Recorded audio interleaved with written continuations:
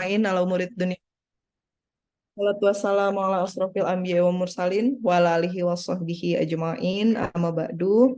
Yang terhormat Bapak Ibu struktural Fakultas Hukum Universitas Muhammadiyah Malang. Kemudian yang sangat kami hormati dan kami banggakan Bapak Ibu pemateri kuliah pakar kita hari ini, yaitu sudah bergabung bersama kita Ibu Dr. Catur Widow Haruni, SHMSI MHUM, dan Bapak Salahuddin Al-Fatih. Selamat pagi Ibu, Bapak apa kabar? Asyik, asyik. Kiu, kiu. Alhamdulillah Bu Catur udah senyum-senyum sumringah, artinya juga kondisinya Alhamdulillah, sehat, Mbak. Alhamdulillah. Kemudian yang kami hormati juga Bapak Ibu dosen dan tentunya yang selalu kami banggakan para mahasiswa Fakultas Hukum Universitas Muhammadiyah Malang. Pertama-tama, marilah kita panjatkan puji syukur kepada Allah Subhanahu wa taala karena berkat limpahan rahmat dan hidayahnya jualah kita dapat berhadir di sini dalam acara kuliah pakar menggagas pemilihan hakim Mahkamah Konstitusi yang demokratis, di mana kegiatan kuliah pakar ini diselenggarakan oleh Pusat Kajian Pancasila dan Konstitusi. Salawat dan salam tak lupa kita sampaikan kepada Nabi Muhammad SAW. Baik, Bapak Ibu dan para mahasiswa yang kami banggakan, agar acara kuliah pakar kita hari ini berjalan lancar sebagaimana yang kita inginkan bersama dan tentunya juga bernilai ibadah di mata Allah Subhanahu wa taala. Mari kita mulai kegiatan ini dengan membaca basmalah. Bismillahirrahmanirrahim. Nah, kuliah pakar hari ini agak unik, sedikit berbeda dengan kuliah pakar yang lain. Kalau kuliah pakar yang lain itu biasanya kita mengupas suatu fenomena. Kalau kuliah pakar kali ini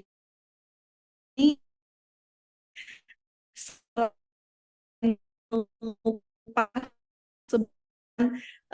memberikan gambar karena memang di konstitusi, kemudian juga kalau kita contohnya yang sudah ada di salah satunya di ketentuan pasal 18 Undang-Undang Mahkamah Konstitusi itu sendiri, di mana para hakim itu kemudian nanti direkomendasikan oleh Mahkamah Agung sebanyak 3 orang, kemudian DPR sebanyak 3 orang, dan 3 orang lain oleh Presiden yang kemudian akan ditetapkan oleh Presiden. Maka sepertinya kita perlu kemudian menelisik dan menganalisis lagi perihal hal tersebut. Nah, oleh karena itu pada hari ini akan ada paparan dari Salahuddin Al-Fatih terkait rekrutmen dan gagasan baru ini untuk kemudian bisa diterapkan di Indonesia. Nah, pemateri pertama kita sudah berhadir, Ibu Dr. Catur Widow Haruni, SH. Silakan. Silakan Ibu.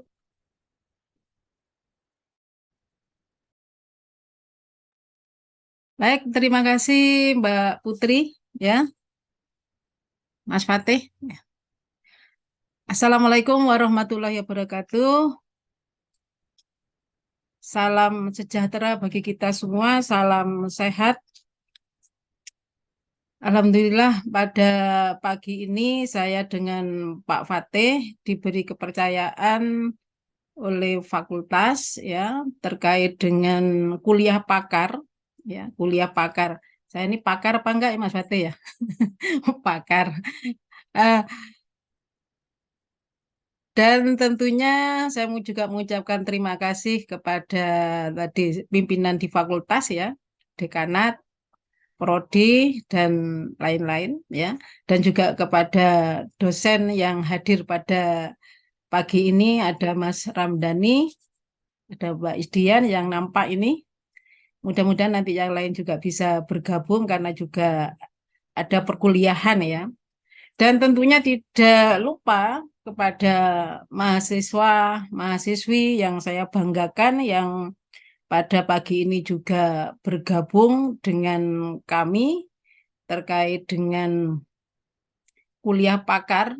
Temanya ini digagas oleh Mas Fatih sama Mbak Putri kayaknya. Ya, jadi temanya menarik ya, menggagas pemilihan hakim Mahkamah Konstitusi yang demokratis gitu ya. Apalagi tema ini lagi booming ya terkait dengan sebenarnya lebih kepada independensi hakim ya terkait dengan eh, terkait dengan pemilihan hakim karena suatu nanti putusan hakim itu akan ditaati ya oleh masyarakat warga negara Indonesia. Pertama itu kalau menurut pendapat J. Marsal itu cara hakim itu dipilih ya. Bagaimana hakim itu dipilih atau diseleksi dan sebagainya. Kemudian yang kedua, bagaimana cara hakim itu mentaati, menegakkan keadilan ya, itu yang kedua. Jadi di sini yang akan kita bahas tentunya yang pertama bagaimana hakim itu dipilih atau diseleksi. Terkait dengan cara hakim bagaimana memutus suatu perkara, menegakkan keadilan ya, tentunya hakim itu tetap harus berpegang teguh pada hukum acara dan tentunya taat kepada kode etik ya. Ini yang kemarin juga ramai terkait dengan kode etik hakim. Baik, akan saya share materinya.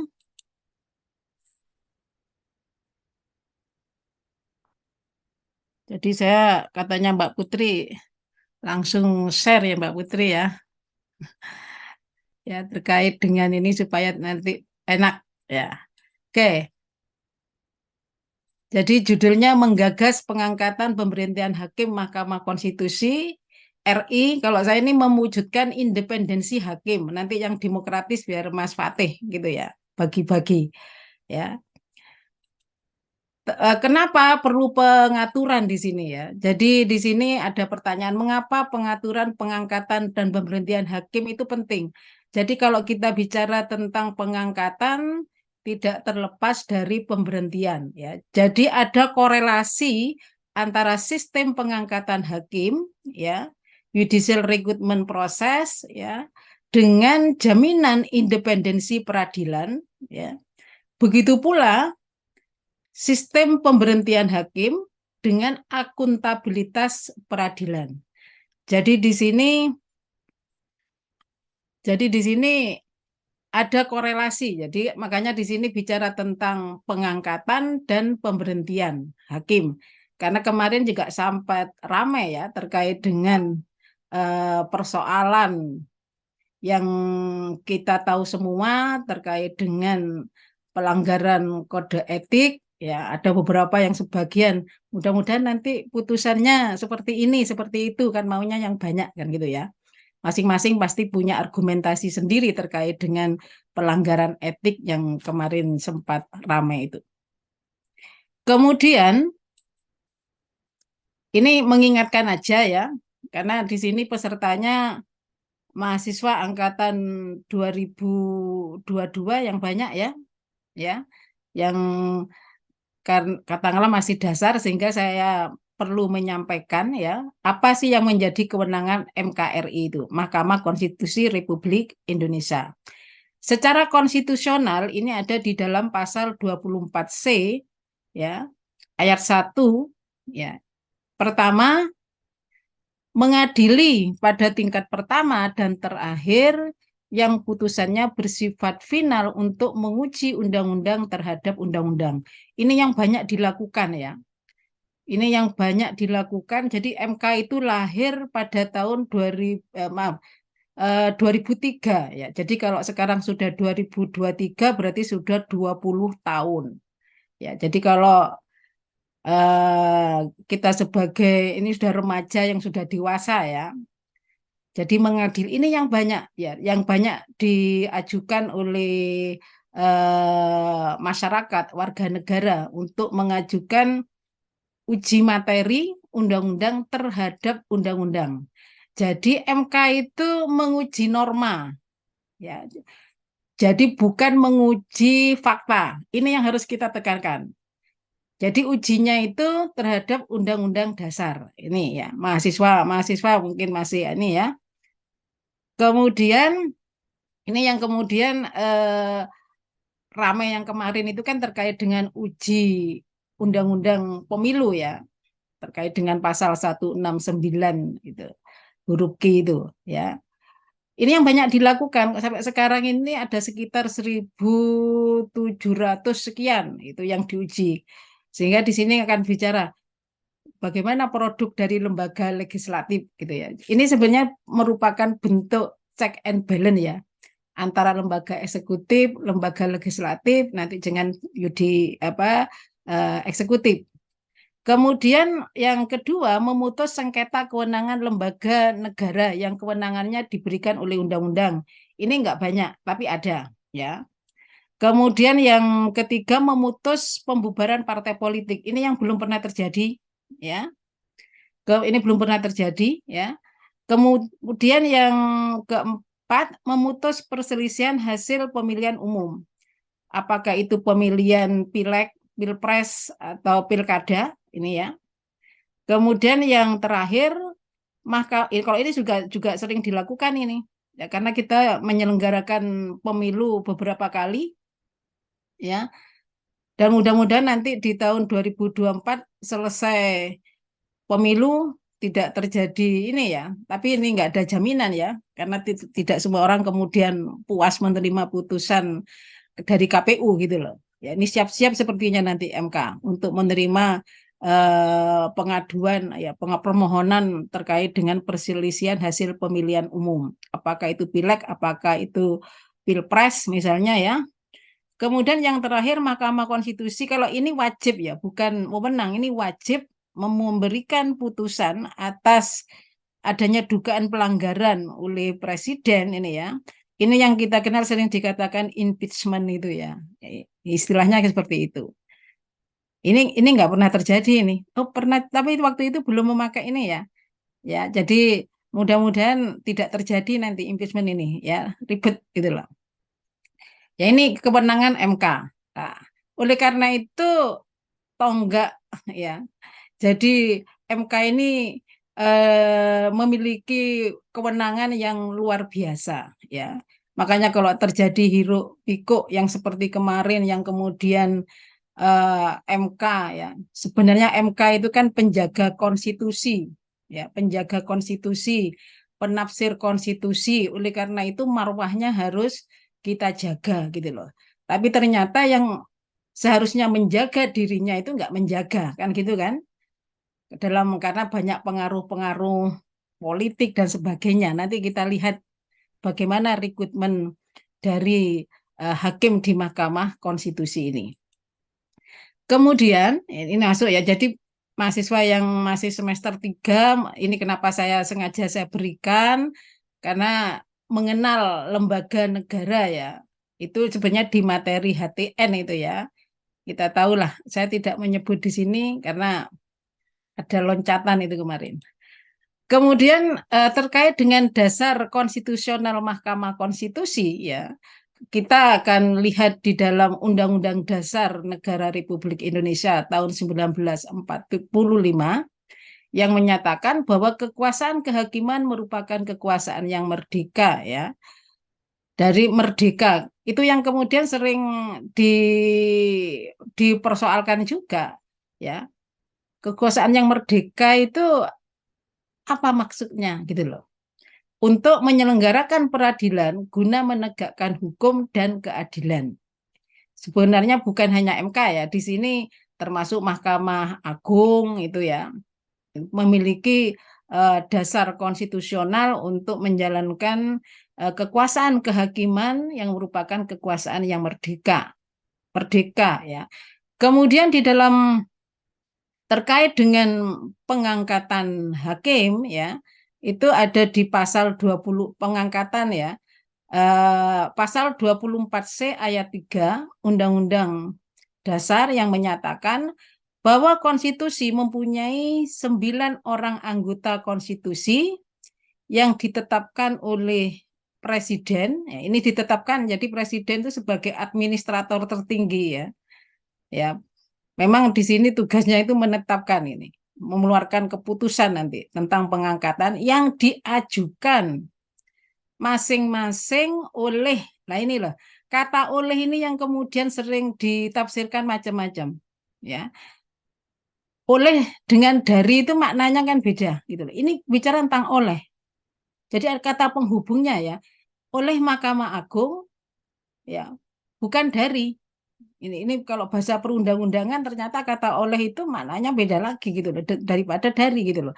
Katanya Pak Jimli Asidiki ya sebagai hakim ketua Mahkamah Konstitusi yang pertama itu, gara-gara kata oleh ini, oleh dan dari ini menjadi eh, menimbulkan masalah gitu loh ya. Jadi ditafsir-tafsirkan ya oleh Mahkamah Agung, 3 orang oleh DPR dan 3 orang oleh Presiden. Kenapa di sini ada 3 pintu ya? Ada 3 pintu untuk mengusulkan. Awalnya itu supaya apa? Jadi awalnya itu supaya dalam rangka ini loh ya, masing-masing hakim itu nanti bisa bicara tentang independen ya, bicara tentang independen. Jadi kalau seandainya suatu saat itu ada impeachment ya, paling tidak dari 3 pintu ini kemudian tidak kemudian sama gitu loh. Pasti memiliki perspektif berbeda.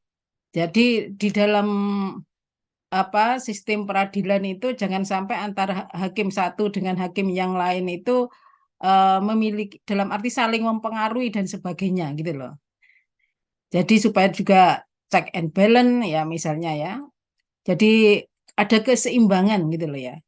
Ya, kata oleh dan dari itu, kenapa nggak dari gitu loh? Kalau dari itu kan permulaan asal gitu ya, dari gitu loh. Nah ini yang kemudian ini saya tandai ini, nanti Pak Fatih itu juga paham karena juga dosen ilmu perundang-undangan, makanya bahasa hukum itu kadang-kadang dikatakan, apakah bahasa hukum itu bukan bahasa Indonesia kan gitu ya? Ya bahasa Indonesia, tapi kemudian ditafsirkan gitu loh. Ini ya, sepele gitu loh. Ya, tapi titik koma itu makanya bahasa hukum itu kan harus konsisten, tegas, lugas supaya tidak tafsirkan gitu loh.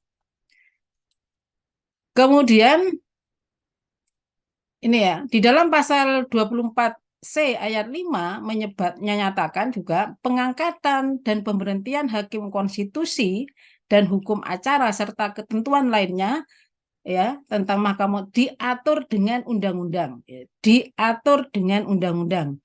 Makanya lahir undang-undang tentang ini. Jadi bahasa diatur dengan undang-undang berarti nanti diatur dalam undang-undang tersendiri, ya. Jadi beda kalau bahasanya dalam undang-undang gitu ya. Itu bisa jadi satu dengan materi yang lain. Nah, diatur dengan undang-undang. Makanya dinamika pengaturan tentang Mahkamah Konstitusi ini dalam perkembangannya ya. Jadi kita memiliki undang-undang tentang MK itu pertama Undang-Undang Nomor 24 Tahun 2003. Ini tentang Mahkamah Konstitusi. Ya, kemudian ada perubahan ya, yaitu Undang-Undang Nomor 8 Tahun 2011 tentang perubahan atas Undang-Undang 24 Tahun 2003 tentang MK ya. Kemudian pada tahun 2013 itu ada Perpu ya.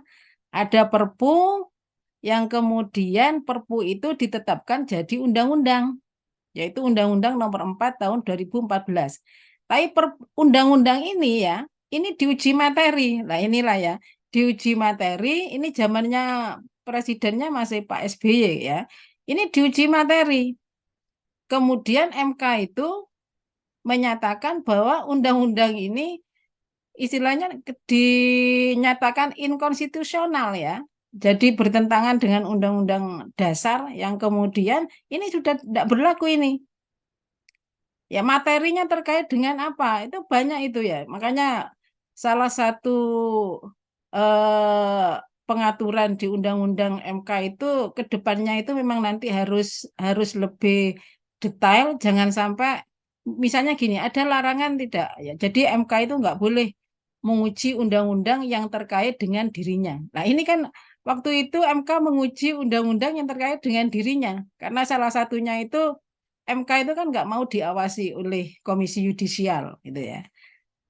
Ya, Komisi Yudisial itu kan Code of Etik ya. Jadi mengawasi perilaku hakim. Ya sebenarnya kalau secara teoritis ya semua hakim memang harus diawasi, tidak terkecuali hakim Mahkamah Konstitusi gitu loh. Tapi di sini terkait dengan pengawasan oleh KY sepertinya MK keberatan gitu loh. Makanya di sini nggak fair ya, ada bias dalam memutus uji materi undang-undang itu. Ya, ini nggak berlaku. Kemudian sekarang berlaku, bukan sekarang ya, ini kalau saudara membaca undang-undang ini harus disandingkan semua. Ya, Undang-Undang Nomor 7 Tahun 2020 yang perubahan ketiga.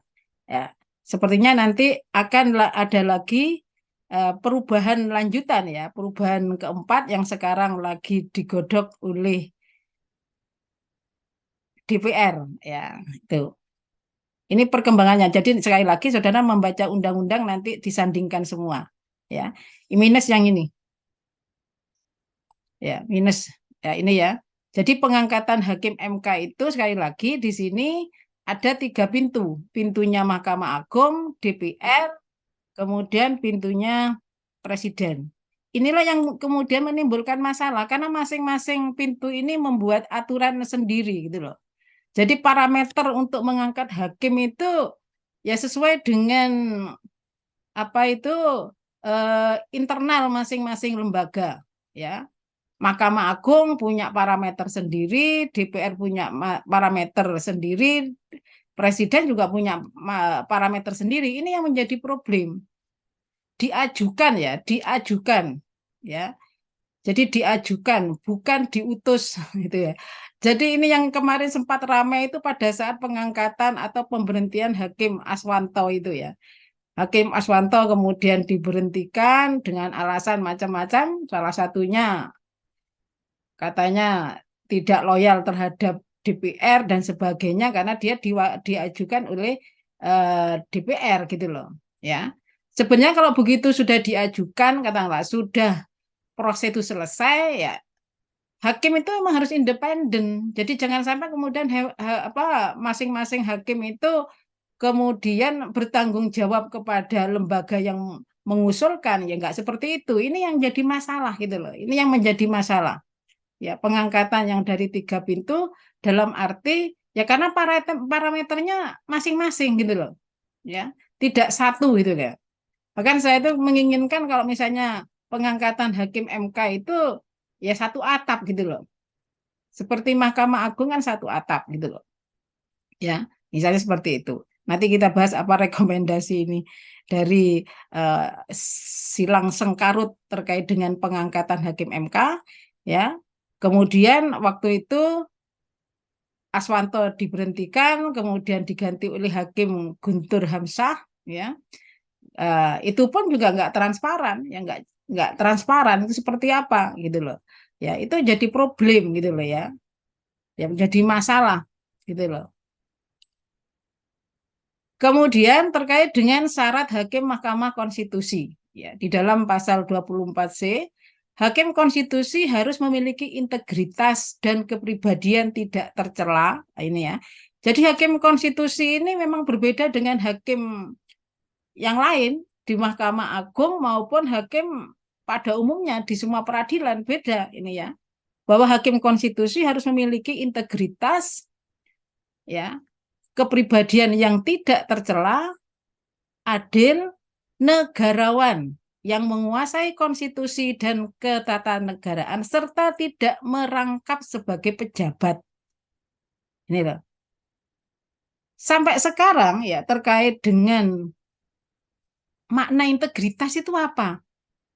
Itu kan juga nggak jelas.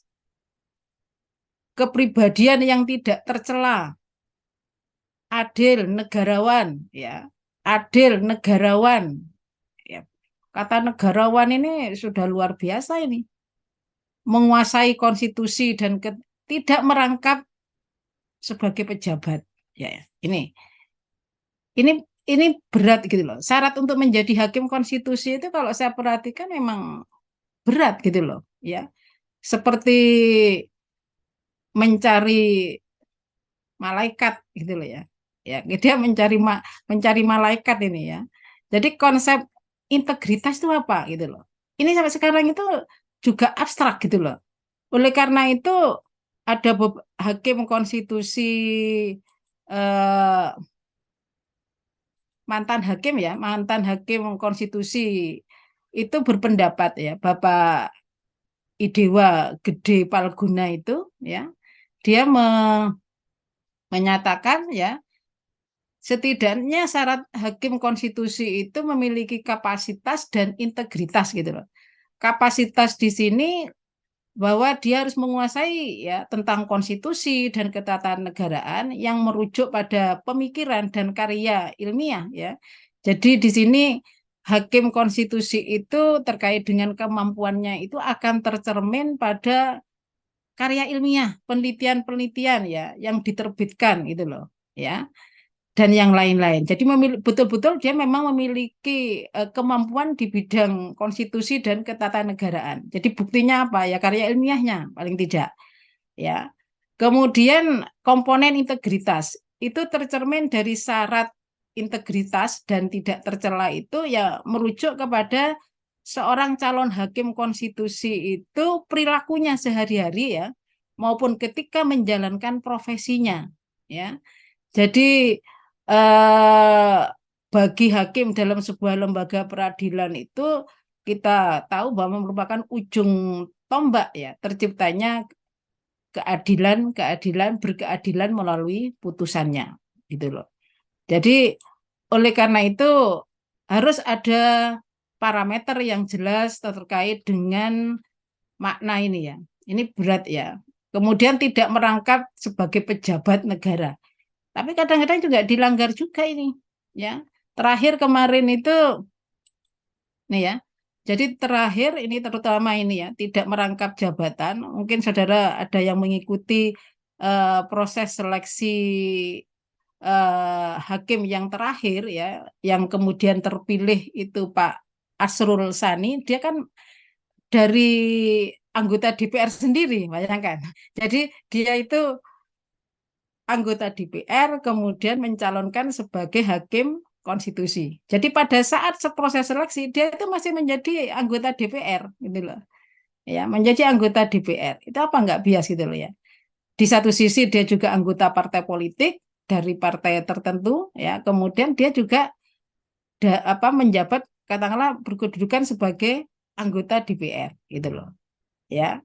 Nah ini tidak merangkap jabatan itu seharusnya kan mulai dari awal misalnya ya. Tapi begitu jadi baru menyatakan nanti saya akan mengundurkan diri. Jadi itu. Jadi kalau sudah jadi baru mengundurkan diri. Nah, kemudian ya ini ya. Ini langsung saya merujuk pada undang-undangnya ya. Jadi baca nanti adik-adik mahasiswa nanti baca undang-undang tentang MK yang pertama ya, kemudian tahun 2003, kemudian ini perubahannya ya.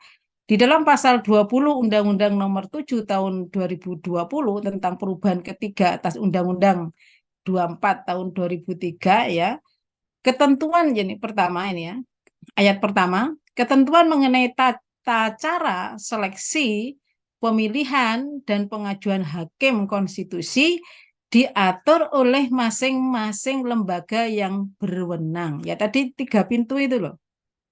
Ya, 3 pintu itu. Nah, ketentuan inilah yang kemudian menimbulkan problem. Ya, karena tadi saya katakan masing-masing pintu itu punya aturan sendiri-sendiri. Ya, seharusnya ini kan satu lah ya, karena ini mengangkat hakim konstitusi ya sebagai the guardian of konstitusi. Paling tidak ya ada tata cara proses yang baku gitu loh. Bagaimana cara menseleksi pemilihan ya, pengajuan ya. Mungkin nanti Mas Fatin tentang pemilihan itu akan memiliki gagasan tersendiri ya, kayak pemilu ya Mas Fatih ya, itu menarik juga itu misalnya ya. Jadi ini masalahnya itu. Jadi masing-masing lembaga itu memiliki parameter sendiri gitu loh. Oleh karena itu dalam pengangkatan hakim, landasan konstitusional maupun undang-undang ya, selama ini kan terpisah ya. Jadi pengangkatan hakim karir, hakim agung, konstitusi ini yang menimbulkan sejumlah masalah dan berjalan itu enggak linier, jadi tidak menjadi satu kesatuan sistem ya, yang menyatu gitu loh. Jadi masing-masing itu punya parameter sendiri-sendiri. Ini problemnya di situ gitu loh. Jadi ke depan itu bisa enggak itu kemudian menjadi suatu sistem yang menyatu gitu loh ya. Jadi enggak punya agenda sendiri-sendiri ya. Nah, dari problem itulah kemudian ya ini gagasan mengangkat hakim itu seperti apa ya. Pertama tentunya akan menata kembali perundang-undangannya ya. Karena kita tahu perundang-undangan kita itu kadang-kadang tidak harmonis ya, disharmonis ya, bahkan tumpang tindih antara peraturan yang satu dengan yang lain, bahkan bisa jadi bertentangan dengan konstitusi gitu ya.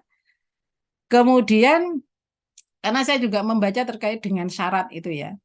Kemudian dengan merit sistem pengangkatan hakim ya. Jadi harus jelas di sini. Jadi di sini jadi kalau menata kembali peraturan perundang-undangan itu ya undang-undang dasarnya ya. Misalnya terkait dengan independensi hakim misalnya ya. Itu seperti apa undang-undangnya. Jadi perlu dan tentunya yang lebih rendah itu perlu aturan yang lebih detail terkait dengan prosedur seleksi pencalonan dan pemilihan hakim di MK ya. Jadi di sini PR juga ya bagi katakanlah bagi Mahkamah Agung mengeluarkan nanti misalnya ya secara internal ada peraturan Mahkamah Agung, Presiden misalnya ada Penpres ya, DPR mungkin ada peraturan di DPR atau Tatip ya tujuannya menguatkan prinsip objektif, akuntabilitas ya, partisipatif dan transparansi dalam prosesnya ya. Pada proses pemilihan ya, prosedur pemilihan itu seperti apa? Semuanya harus terbuka gitu loh. Ya, aturannya ini harus tegas. Ya. Harus tegas. Ya. Nah, kemudian nah ini dalam mengangkat hakim ya. Ini kalau usulan saya ya, itu juga harus melibatkan KY gitu loh. Ya, Komisi Yudisial ya. Supaya ini fungsi ini loh. Karena KY ini lahir pada masa reformasi, salah satunya sebagai komisi yudisial ini kan salah satunya kan mengawasi hakim gitu loh. Mengawasi hakim, perilaku hakim. Dia memang bukan lembaga yudikatif, bukan gitu ya. Karena lebih kepada code of ethic gitu loh. Ya. Komisi yudisial ini mengawasi perilaku hakim, ya. Ada yang menyatakan kadang-kadang kalau gitu kayak dibubarkan aja ya, kalau ini dibubarkan ya nanti kan tetap harus melakukan amandemen gitu loh. Karena untuk merubah suatu substansi di dalam undang-undang dasar itu kan tidak mungkin undang-undang dasar kemudian dicabut substansinya dengan undang-undang, dan kalau akan melakukan amandemen ya terus akan melakukan amandemen itu secara komprehensif gitu loh ya. Jadi di sini melibatkan Komisi Yudisial sebagai panel untuk melakukan screening dan uji kelayakan ya terhadap calon hakim yang diajukan oleh Presiden dan DPR. Katakanlah di sini sebagai panselnya gitu ya. Ya. Mengapa perlu dilakukan oleh KY? Karena KY merupakan organ independen yang cara kerjanya melibatkan rekomendasi dari masyarakat sipil terkait terutama rekam jejak calon hakim. Ini ya. Ini KY itu nggak main-main loh ya. Ya, tidak main-main terkait dengan rekam jejak calon hakim. Ya. Misalnya untuk ini ya, selama ini misalnya untuk pengangkatan hakim agung, yaitu hakim agung, Mahkamah Agung, maksudnya di Mahkamah Agung, itu KY ini luar biasa bekerjanya, ya. Jadi dia akan mendengarkan dari masyarakat, ya, terkait dengan bagaimana rekam jejak calon hakimnya ini, ya. Saya juga punya pengalaman ini karena beberapa teman juga ada yang pernah mendaftar ya di Mahkamah Agung ya. Jadi semuanya ditanya itu ya. Jadi kalau kita di kampus ya rektornya ya ditanya, dekannya ditanya misalnya ya, kaprodinya ditanya, TU-nya ditanya, kemudian mahasiswa ditanya.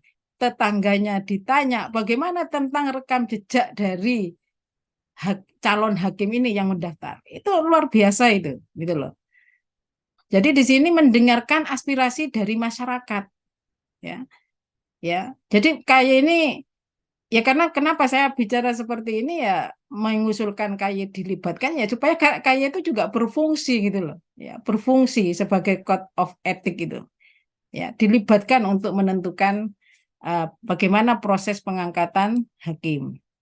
Nah, karena indikator independensi ya, ini ya apa supaya peradilan itu independen juga akan melihat kepada aspek kelembagaannya, aspek fungsionalnya, aspek personalnya ya. Jadi bicara tentang kelembagaan apa namanya supaya peradilan itu independen ya kelembagaannya ya posisi kita kan tahu ya bahwa kekuasaan kehakiman itu merdeka, kemudian yudikatif itu bukan bagian dari eksekutif, juga bukan bagian dari legislatif. Jadi mandiri lah dari aspek kelembagaan. Dari aspek fungsional, ya menjalankan proses peradilan. Tidak ada satupun bentuk tekanan atau intervensi dari kekuasaan lain dalam hal yang bersifat teknis peradilan, justisi ya. Jadi hakim itu lebih kepada justisi itu ya. Jadi harus menjalankan fungsinya, tidak ada intervensi gitu loh, secara fungsional. Mungkin akhir-akhir ini kan kita disibukkan atau pertontonkan ya, drakor katanya orang ya, bagaimana fungsi hakim MK yang kemarin itu ya.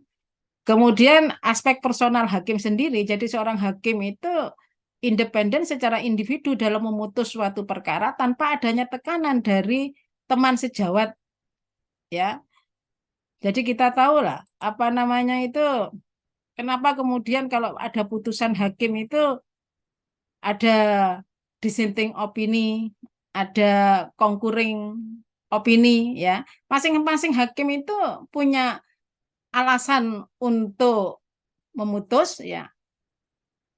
Kemudian ada juga pendapat yang berbeda. Jadi kalau kita kenal sekarang ada concurring ya, ada dissenting opini, ada concurring opini gitu ya. Jadi alasan berbeda juga pendapat yang berbeda itu loh. Nanti saudara kalau membaca putusan hakim yang terakhir, bukan yang terakhir ya, yang ramai itu nomor 90 tahun 2023 itu kan ada concurring, ada dissenting. Nah, itu menunjukkan bahwa masing-masing hakim itu ya seharusnya memang harus mandiri ya. Tidak boleh dipengaruhi ikut-ikutan. Oh, kamu mau nanti memutuskan seperti apa? Nah, dia kan harus punya argumentasi yang bisa dipertanggungjawabkan gitu loh. Ya, itu jadi di sini kemudian terkait dengan merit sistem pengangkatan ini bahwa dalam ini sudah harus terintegrasi ya. Jadi satu kesatuan bahwa hakim yang akan diangkat itu memang memiliki kapasitas gitu loh. Memiliki kapasitas, kemampuan di bidangnya gitu loh ya. Ini yang juga tadi sudah saya sampaikan itu ya. Jadi parameter untuk calon hakim itu harus jelas ya. Harus jelas kalau bisa 3 lembaga itu frame-nya itu sama gitu loh ya, jadi nggak jalan sendiri-sendiri gitu loh ya. Itu terkait dengan pengangkatan. Kemudian bagaimana pemberhentian hakim MK ini ya, pemberhentian hakim MK ya. Jadi kalau kita bicara tentang pemberhentian hakim MK ya, jadi permasalahan dalam pengangkatan secara otomatis itu berpengaruh besar terhadap sistem pemberhentiannya. Artinya jika hulunya bermasalah, nanti hilirnya pun juga bermasalah gitu loh ya. Nah ini, jadi masalah itu ya kemudian diikuti sampai pemberhentian gitu loh. Nah, di dalam pemberhentian hakim MK ini ya, saya langsung ke Undang-Undang Nomor 7 Tahun 2020 ya. Ya, jadi di dalam undang-undang ini dan itu juga di konstitusi ya. Hakim konstitusi itu diberhentikan dengan hormat dengan alasan ini normatif aja. Misalnya usianya sudah masuk pensiun, kemudian sakit yang tidak bisa sembuh atau mengundurkan diri, itu ya, yang normatif-normatif. Kemudian yang ayat 2-nya bahwa hakim konstitusi diberhentikan dengan tidak hormat, ya, tidak dengan hormat, ya, kalau dia itu dijatuhi, ini huruf A ya, dijatuhi pidana penjara berdasarkan putusan pengadilan yang memperoleh kekuatan hukum tetap karena melakukan tindak pidana yang diancam dengan pidana penjara. Ini juga terjadi ya. Jadi MK ini juga pernah memberhentikan hakim karena melakukan tindak pidana korupsi ya. Ketuanya lagi ya, mungkin adik-adik belum mengenal itu ya, yaitu Akil Muhtar. Kemudian yang kedua itu Patrialis Akbar gitu loh. Inilah, jadi gonjang-ganjing di MK itu sebenarnya bukan sekarang aja.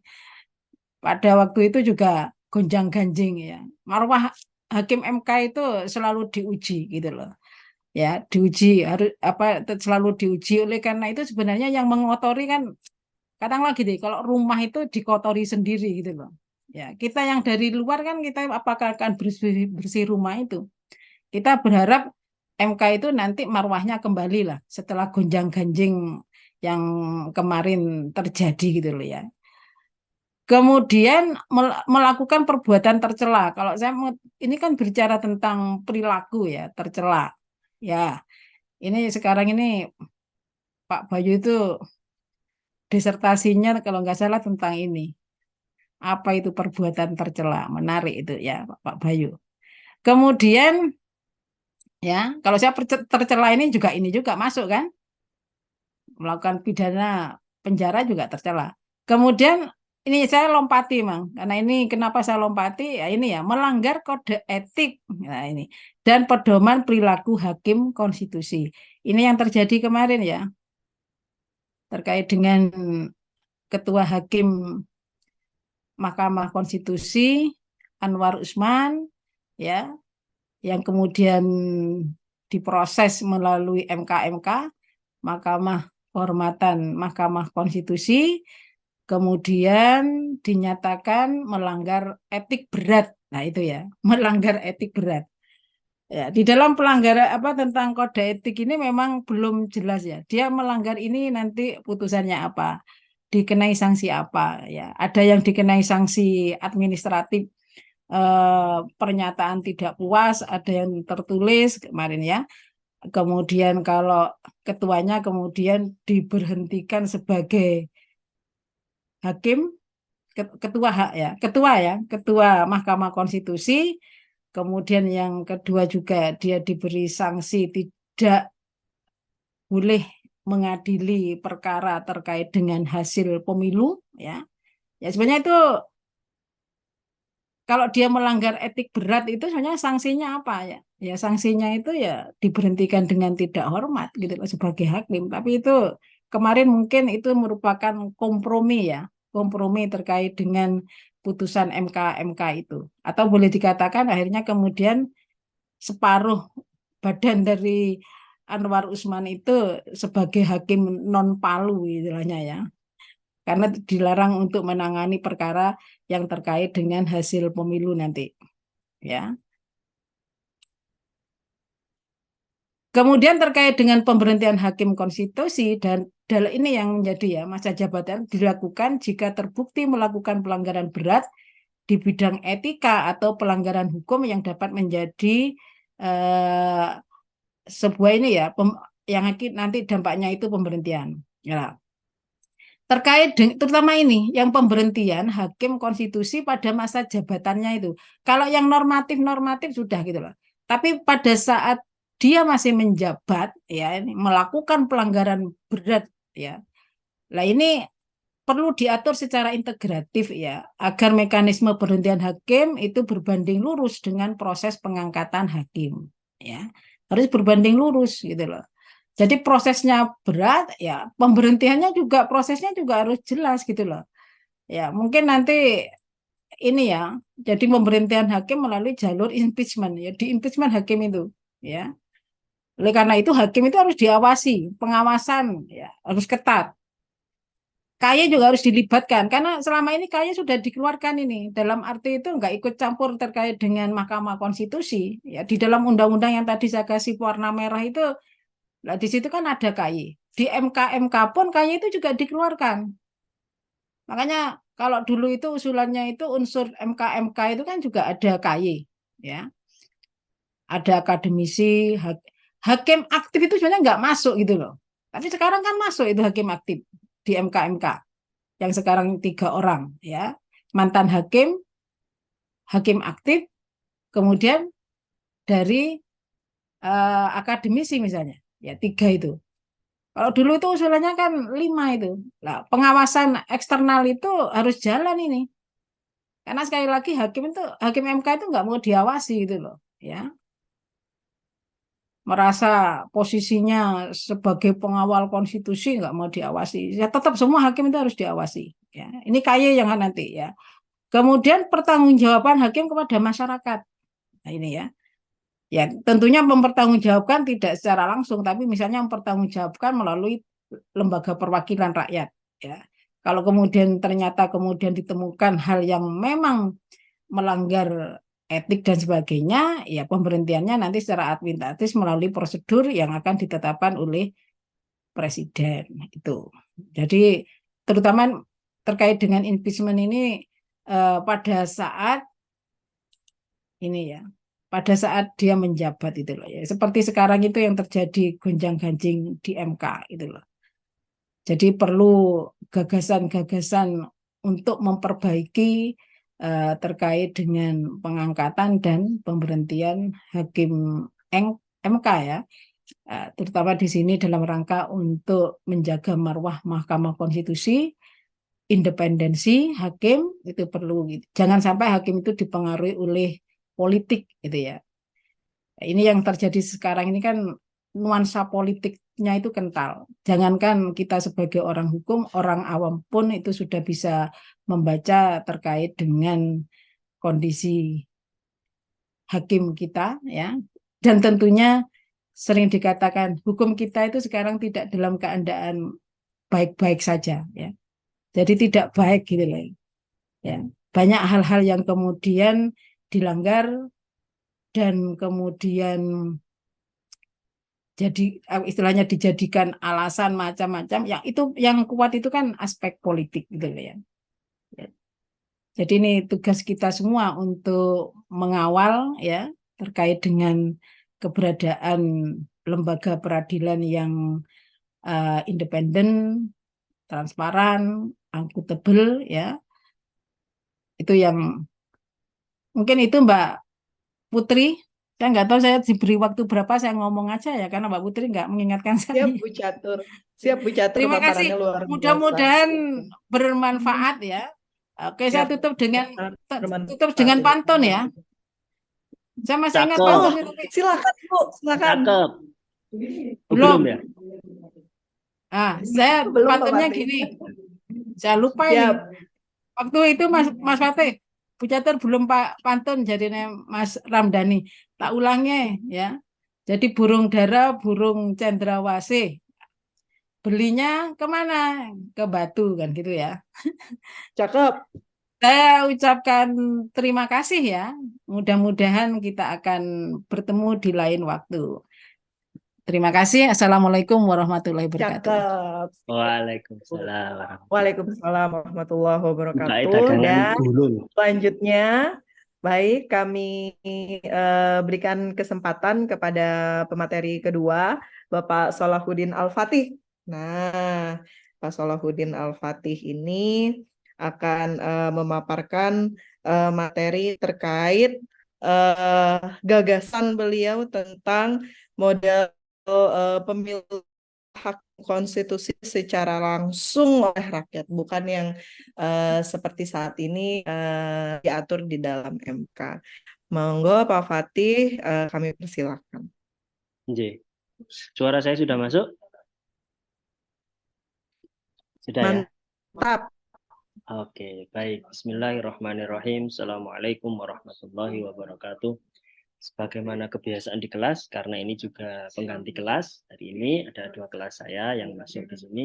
Kita mulai dengan membaca doa. Bismillahirrahmanirrahim. Raditu billahi rabba wa bil islami dina bi Muhammadin nabiyya wa rasulah rabbi zidni ilma warzuqna fahma. Semoga apa yang disampaikan oleh Bu Catur, oleh saya dan diskusi kita semua nanti bisa memberikan manfaat ya, tidak hanya sekedar selesai pada forum diskusi ini.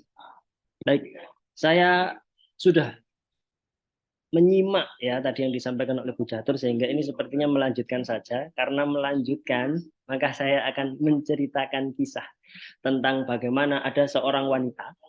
Jadi wanita ini dari suku yang terhormat di Jazirah Arab dulu. Saya lupa nama sukunya ya, karena ini juga masih debatable nama sukunya ya. Yang jelas bukan suku Jawa, karena Jawa ada di Jawa.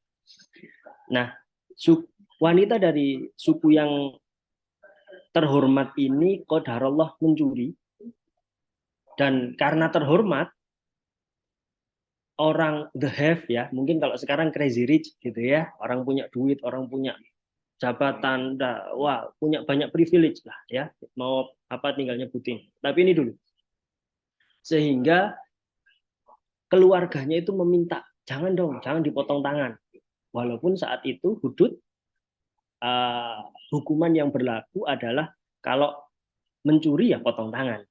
Akhirnya ini coba nego. Ini kisah zaman dulu ya, nggak ada hubungannya di suatu negara zaman sekarang. Ini kisah zaman dulu dan ini ada sumbernya kan, saya sampaikan ada sumber. Hingga datanglah keluarga wanita yang terhormat ini karena takut keluarganya wanita ini takut dipotong tangan ke Usamah bin Zaid, itu ada ya, agak gundul, jadi saya nggak terlalu pinter bacanya karena saya ini alumni pondok Ramadan ya, mondok kalau Ramadan 3 hari ya, bukan dari pondok pesantren. Jadi saya nggak bisa baca, tapi itu kelihatan ya, Usamah ibnu Zaid. Jadi datang ke Usamah ibnu Zaid, di cerita ini disebutkan bahwa Usamah bin Zaid ini salah satu yang dicintai oleh Rasulullah. Maksud kedatangan keluarga wanita ini adalah untuk melobi dalam tanda kutip ya. Nah, karena Rasulullah waktu itu yang menegakkan hukum dan Rasulullah adalah khalifah saat itu. Apa jawaban Rasulullah? Rasulullah bilang, tidakkah kalian ingat bahwa kehancuran itu dimulai ketika hukum itu tidak ditegakkan bagi mereka yang berkuasa, bagi mereka yang memiliki posisi di masyarakat, bagi mereka yang dipandang orang hebat, ya. Tetapi hukum justru ditegakkan kepada orang-orang yang melarat, yang lemah. Maka sesungguhnya seandainya anakku sendiri, Fatimah binti Muhammad bin Abdullah itu mencuri, maka Fatimah juga akan aku potong. Sehingga ternyata dulu itu ketika pengadilan itu sudah tidak memiliki martabat, ketika hakim itu sudah tidak ditaati, mudah dilobi, karena yang berperkara adalah orang-orang yang memiliki jabatan, orang-orang yang memiliki pengaruh, crazy rich. Maka itu awal kehancuran. Ini kata Rasulullah ya, yang bilang Rasulullah, bukan saya mengutip. Nah, akhirnya di penghujung cerita, karena Rasulullah sangat tegas, alhamdulillah wanita ini dipotong tangannya, dia mengakui kesalahannya, dia bertobat, dia menikah dan menjadi orang yang baik, menjadi wanita salihah. Ya, Allahu a'lam, apakah beroleh surganya juga, Allahu a'lam. Tapi ada kisah yang ini sungguh sangat powerful di pagi yang agak mendung ini kalau di Kota Malang, bahwa Rasulullah memberikan highlight kegagalan, kehancuran itu dimulai dari peradilan yang tidak, kalau sekarang fair justice gitu, yang tidak fair. Dan ini sudah dipotret oleh Rasulullah 1400 tahun yang lalu. Kalau kita merujuk pada tahun Hijriyah, sekarang 1445 ya, kalau saya tidak salah. Berarti sudah 1445 tahun yang lalu. Sudah dipotret oleh Rasulullah bahwa nanti kelak akan ada peradilan, pengadilan, proses beracara yang itu diintervensi oleh kekuasaan, oleh uang, dan banyak lagi. Topik bahasan kita bukan ini, ya, tetapi ini sebagai pengantar saja. Tadi sudah disebut beberapa kali oleh Bu Catur Dan ini saya ungkap lagi dari data yang lebih real, bahwa ini sumpahnya itu Al-Quran ya. Di gambar yang sebelah kiri itu sumpahnya di atas Al-Quran. Tapi kalau di sebuah negara dana penganggaran Al-Quran aja dikorupsi kok. Ini ya, ini sumpahnya di atas Al-Quran dan masih terkena suap. Ya, tadi disebutkan lagi oleh Bu Catur ya, yang megang kepala itu, nah, yang atas itu. Penjara juga, ya, yang warna kuning yang tengah 6 kali kena sidang etik. Yang terakhir kemarin disidang oleh MKMK, etik juga. Ini yang terbaru.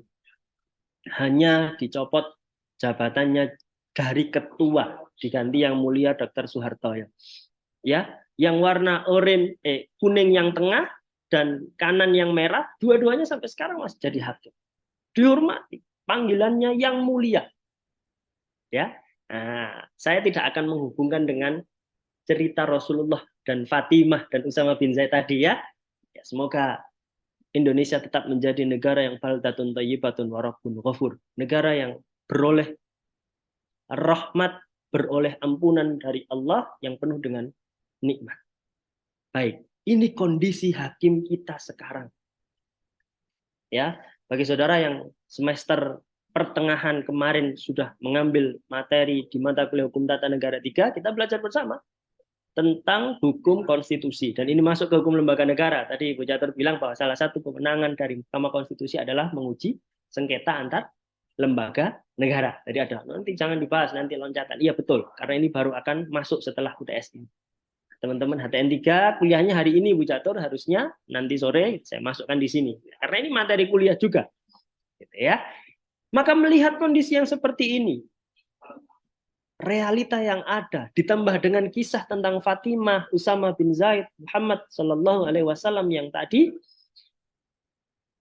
plus ya poin-poin yang alhamdulillah sama Bu Ketua ini saya berbeda ya. Bu Catur kan Ketua Pusat Studi Pancasila dan Konstitusi. Slide-nya berbeda.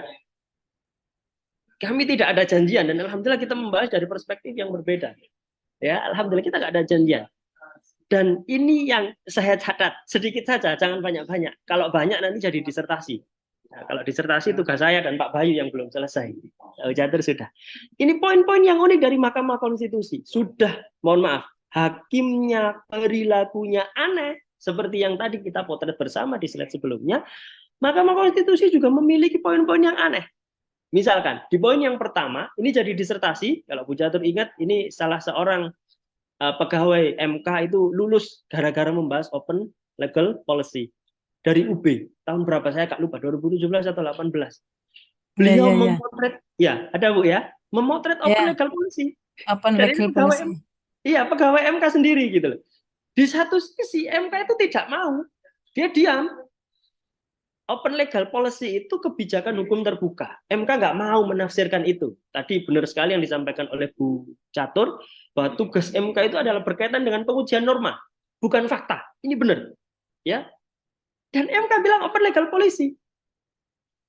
Ya, ini seolah-olah kan bertolak belakang dengan asas jus curia novit. Hakim dianggap serba tahu, walaupun saya juga tidak sepakat dengan asas ini. Masa manusia dianggap semua tahu? Nah, kalau nggak ngerti, masa nggak boleh bilang, ya mohon maaf, saya nggak bisa, gitu ya. Kalau dalam kaidah adab dan ilmu, kalau kita nggak tahu, mending diam. Bahkan ada kisah 2 orang, satu ahli ibadah, satu ahli fikih, masuk ke suatu ruangan, sebelum masuk, dia tuh tanya ke sampingnya itu, kita mau masuk mau ngapain? Mau berdebat? Ya, lebih baik kita hindari. Gitu. Jadi dulu para salafus soleh itu menghindari perdebatan. Kalau sekarang kan malah didebat-debatkan ya, sampai tukar-tukaran, gebrak meja, nyiram kopi. Kita dulu dihindari. Orang-orang berilmu itu menghindari perdebatan. Gitu loh. Jadi boleh, ngomong nggak tahu itu boleh. Makanya saya selalu bilang di kelas itu, dosen itu bukan orang yang paling pintar. Saya salah, bisa. Mahasiswa salah, boleh. Gitu loh. Boleh, apalagi teorinya teori manusia. kemarin masih relevan, hari ini sudah tidak relevan misalkan. Kita bicara tentang teori keadilan misalkan, John Rawls, Theory of Justice. Apakah masih relevan hari ini? Menurut saya di Indonesia tidak relevan. Ya kita lebih cocok kepada keadilan sosial karena ada di Pancasila. Itu aja jawabannya, gitu kan? Nah, apakah open legal policy ini sesuai dengan kondisi MK yang sekarang? Harusnya usia capres cawapres itu open legal policy.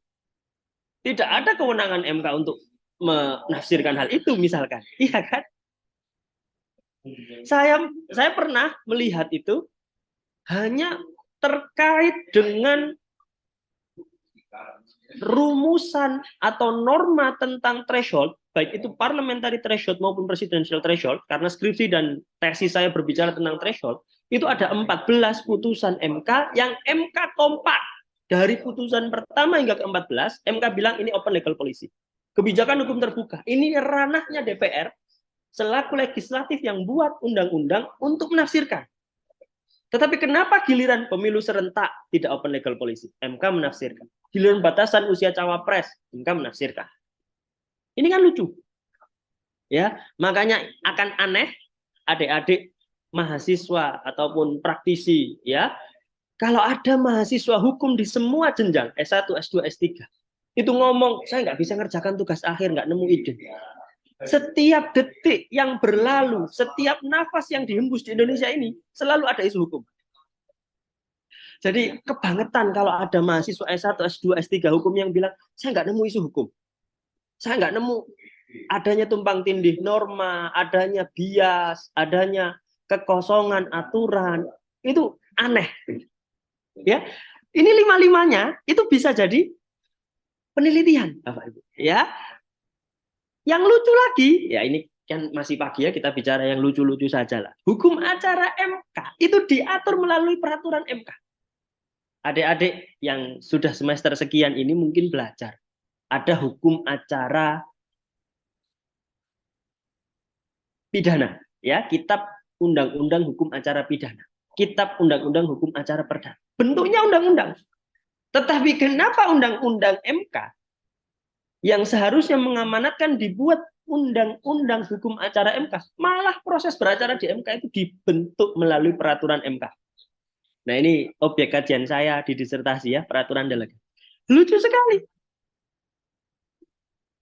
Padahal kalau kita lihat produk dari proses peradilan pidana perdata dan semua kamar di bawah Mahkamah Agung, itu tidak final, tidak yang terakhir, karena ada upaya hukum lanjutan.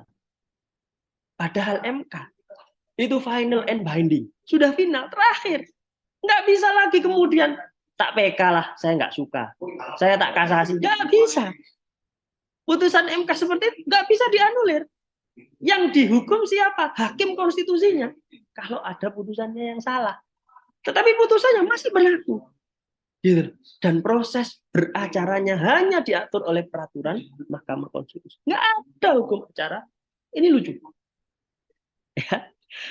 Dan di penelitian saya, lanjut ke poin 3 ya, saya nggak akan melanjutkan ke poin 5. Ya, ini nanti bisa menjadi ide dan akan rebutan oleh 200 peserta yang hadir dari ini. Wah, nanti saya jadikan skripsi ini. Wah, ini nanti saya jadi topik disertasi karena saya tahu ada beberapa yang belum S3. Gitu kan? Nah, ini jadi topik disertasi, jangan ya, nanti malah bimbingan ke saya yang repot. Peraturan MK, salah satu kajian dalam disertasi saya ada 72, setidaknya sampai saya ngecek ya, 72 peraturan MK yang merupakan produk, kalau di Eropa sebutannya adalah secondary legislation atau produk hukum yang kedua melaksanakan primary legislation, produk hukum yang utama. Itu tidak diundangkan dengan alasan ketika peraturan itu diundangkan maka ini merupakan objek sengketa hak uji materi di Mahkamah Agung. Jadi benar tadi yang disampaikan oleh Bu Catur. MK ini nggak mau diawasi, MK ini nggak mau diuji, tapi proses pemilihannya ya suka-suka, gitu kan? Suka-suka. Frasa demokratis dalam proses pengangkatan, harusnya pemilihan ya, frasanya yang dipilih. Hakim MK. Itu kan ditafsirkan tadi seperti yang disampaikan oleh Bu Catur dalam satu slide itu. Diajukan, bukan dipilih. Bahasanya itu diajukan. Jadi Bu Catur, diajukan oleh DPR, diajukan oleh Mahkamah Agung. Ini kan lucu. Lucu sekali. Ya kan? Padahal demokratis itu kan seharusnya dimaknai. Ya, ngapain kita repot-repot masuk ke fase reformasi misalkan. Kalau ternyata ya rakyat, masyarakat tidak terlibat. Gitu. Dan MK dibentuk seharusnya tadi seperti yang disampaikan oleh Bu Catur adalah untuk menjaga konstitusi, the guardian of constitution, penjaga dari konstitusi. Lah kok ini malah seperti ini? Ini kan seperti yang saya sampaikan saat pertemuan kesekian ya ke mahasiswa HTN 3 itu, Mas Sultan mungkin ingat ya, saya materi itu adalah tafsir konstitusi. Saya bilang saya tidak bisa menafsirkan apa-apa karena Mahkamah Konstitusi hari ini tafsirnya ya repot kita kalau berbicara tentang keilmuan, standar keilmuan. Baik, dari hal yang lucu-lucu di 3 slide, 2 lah slide yang lucu ya. Yang pertama tadi kan cerita, nggak lucu ya, karena itu realita. Dari 2 slide yang lucu-lucu ini, maka ada gium ya. Ini cocok ini buat Mas Saiful ya. Mas Saiful ini kemarin habis juara debat ya dari Lombok. Nah, ini bisa dipakai sebagai asas. Teman-teman debat itu kan suka ya pakai ada gium gitu ya. Padahal sebenarnya di makalah bahasa Arab itu banyak gitu ya. Nah, kayak Yuskurianovit itu kan hakim tidak boleh menolak perkara yang diajukan kepadanya, kan nggak masuk akal juga. Gitu ya. Kenapa? Kalau di dalam Al-Qur'an harusnya ya kita menyampaikan yang kita tahu. Wala taqfu ma laisa laka bihi ilmun, jangan kalian ngomong sesuatu ya yang kalian tidak punya ilmunya. Inna sam'a wal basara wal fu'ada kullu ulaika kana anhu mas'ula. Karena pendengaran, ini yang pertama pendengaran ya. Allah bisa saja ngomong penglihatan, tapi di Al-Qur'an bahasanya pendengaran karena kita lebih sering mendengar. Pendengaran, penglihatan dan hati akan diminta pertanggungjawaban. Jadi kalau di Al-Qur'an guidance-nya itu sebenarnya nggak linear itu dengan Yuskurianovit itu. Masa hakim dianggap, lah, kalau hakimnya nggak tahu masa diambil. Lah open legal policy itu kan berarti nggak tahu. Ini wewenangnya DPR. Aneh. Nah, ada asas lagi, bukan asas, mohon maaf. Ada gium, nec curia deficeret justitia ex dibenda. Apa itu? Proses atau ruangan peradilan itu adalah ruangan di mana di situ dewi keadilan. Kalau teman-teman suka melihat logo Justisia itu ya, itu dewi sebenarnya. Dewi keadilan, ruangan peradilan adalah tempat di mana dewi keadilan menyemburkan, menyiramkan, kurang lebih artinya seperti itu ya, menyiramkan aroma keadilannya bagi para pihak yang berperkara di situ. Apa benar orang hakim kita sudah disumpah di bawah Al-Qur'an, disumpah di bawah kitab suci agamanya masing-masing, masih bisa berbuat tidak benar kok? Minimal pelanggaran etik. Padahal kalau di dalam buku The Morality of Law, karya Lon Fuller, hukum adalah bangunan intrinsik atas etika dan moral. Silakan dicek. Ya. Jadi hukum itu bangunan-bangunan moral, bangunan-bangunan etika. Berarti kalau sudah melanggar etika, melanggar hukum. Harusnya seperti itu. Kalau kita merujuk pada The Morality of Law tadi. Nah, gimana caranya agar dewi keadilan itu, mitologi Yunani ya, saya juga nggak pernah ketemu yang mana dewi keadilan gitu ya. Saya taunya Dewa Dewi ya, grup band ya, terus Dewi Persik ya, itu saya tahu. Nggak tahu yang lain. Dewi keadilan itu untuk menyemburkan aroma keadilannya di dalam peradilan, maka kalau tadi Bu Catur menggagas bahwa proses seleksi yang demokratis untuk mengangkat hakim konstitusi adalah melalui dan melibatkan KY, kan? Kalau saya lebih berfokus kepada bagaimana menafsirkan. Saya melihat ada salah tafsir di dalam undang-undang dasar kita tentang frasa demokratis. Jadi para akademisi, para founding fathers kita itu belum sepakat dan belum sekata, belum mufakat tentang frasa dan makna dari demokratis itu sendiri. Apakah demokratis itu artinya dipilih langsung oleh rakyat? Atau lembaga perwakilan, kan?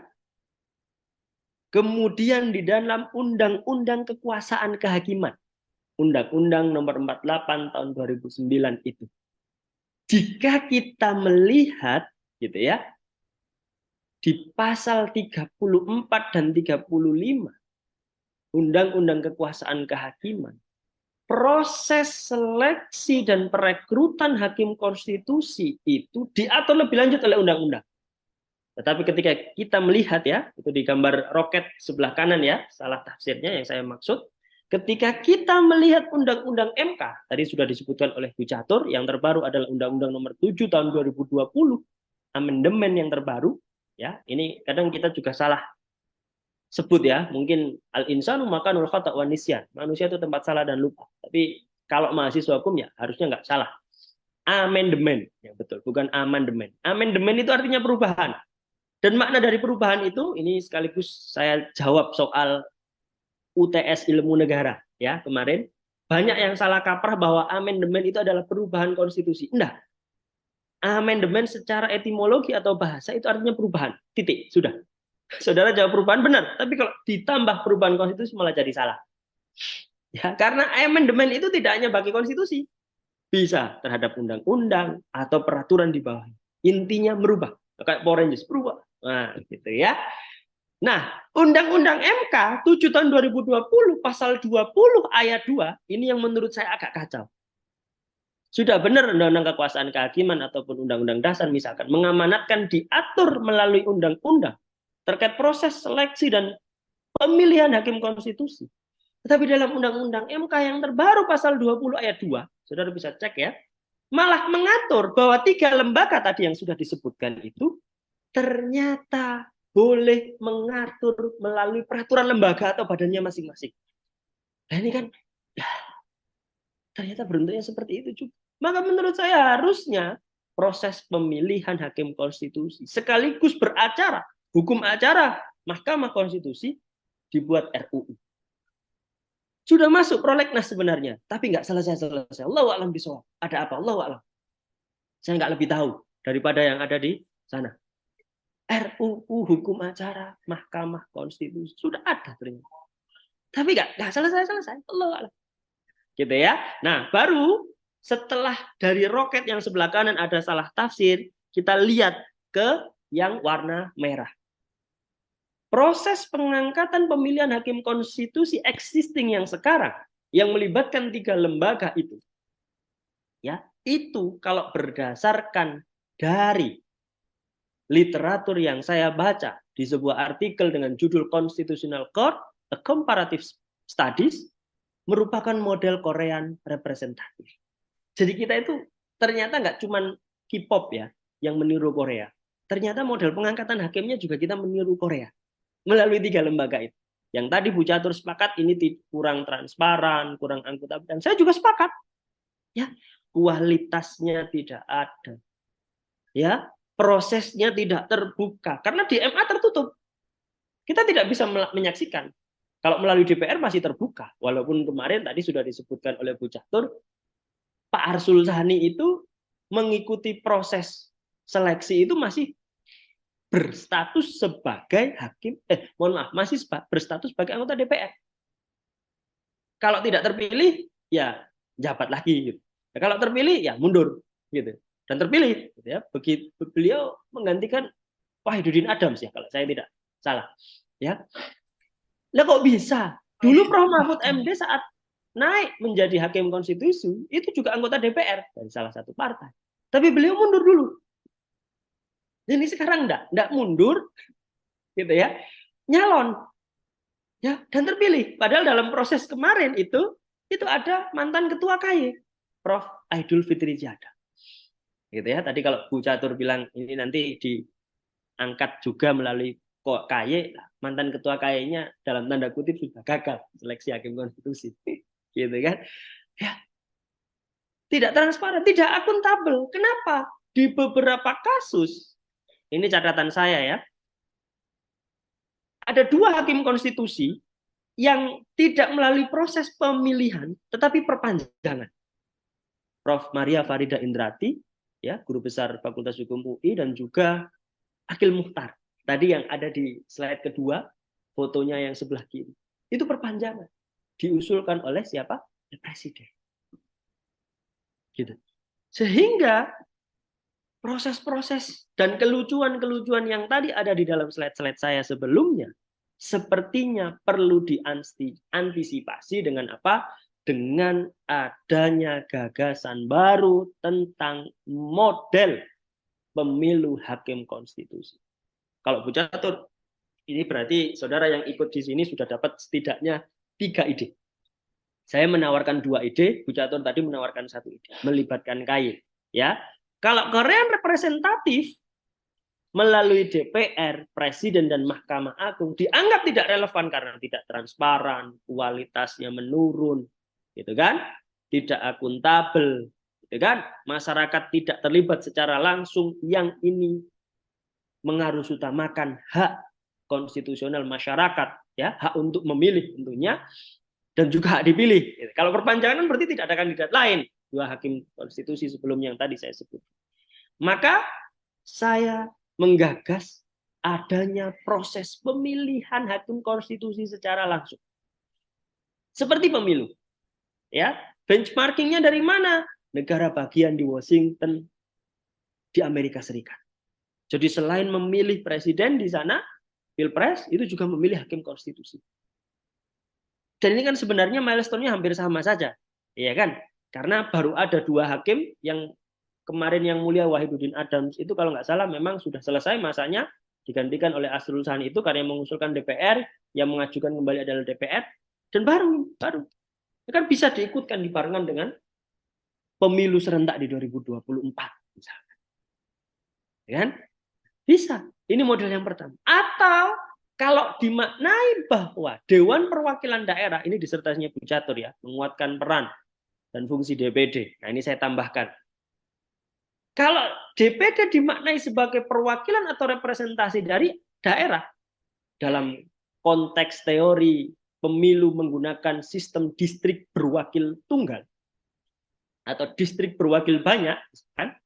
Maka DPD itu sudah bisa disebut demokratis untuk mewakili rakyat dari dapil-dapil. Untuk apa? Untuk dilibatkan dalam proses pemilihan. Sekali lagi pemilihan ya. Bukan lagi menggunakan frasa DPR mengajukan hakim konstitusi A, Presiden mengajukan hakim konstitusi B. Bukan, tapi memilih. Jadi yang milih nanti adalah DPD. Gimana teknis lebih lanjutnya? Ini yang bisa menjadi bahan diskusi. Karena sejujurnya saya juga sedang menulis ini. Ini nanti yang akan menjadi bahan diskusi. Jadi Bu Catur menawarkan keterlibatan KY, saya menawarkan keterlibatan DPD dan juga pemilu secara langsung seperti adanya pemilu legislatif. Mungkin itu yang bisa saya sampaikan. Sekali lagi tidak banyak, dan kalau saya ada salahnya adalah sebuah kewajaran. Manusia tempat salah dan lupa. Allahu minkum, Assalamualaikum warahmatullahi wabarakatuh. Saya kembalikan kepada moderator. Oke, terima kasih Pak Fatih dan terima kasih untuk usulannya yang luar biasa.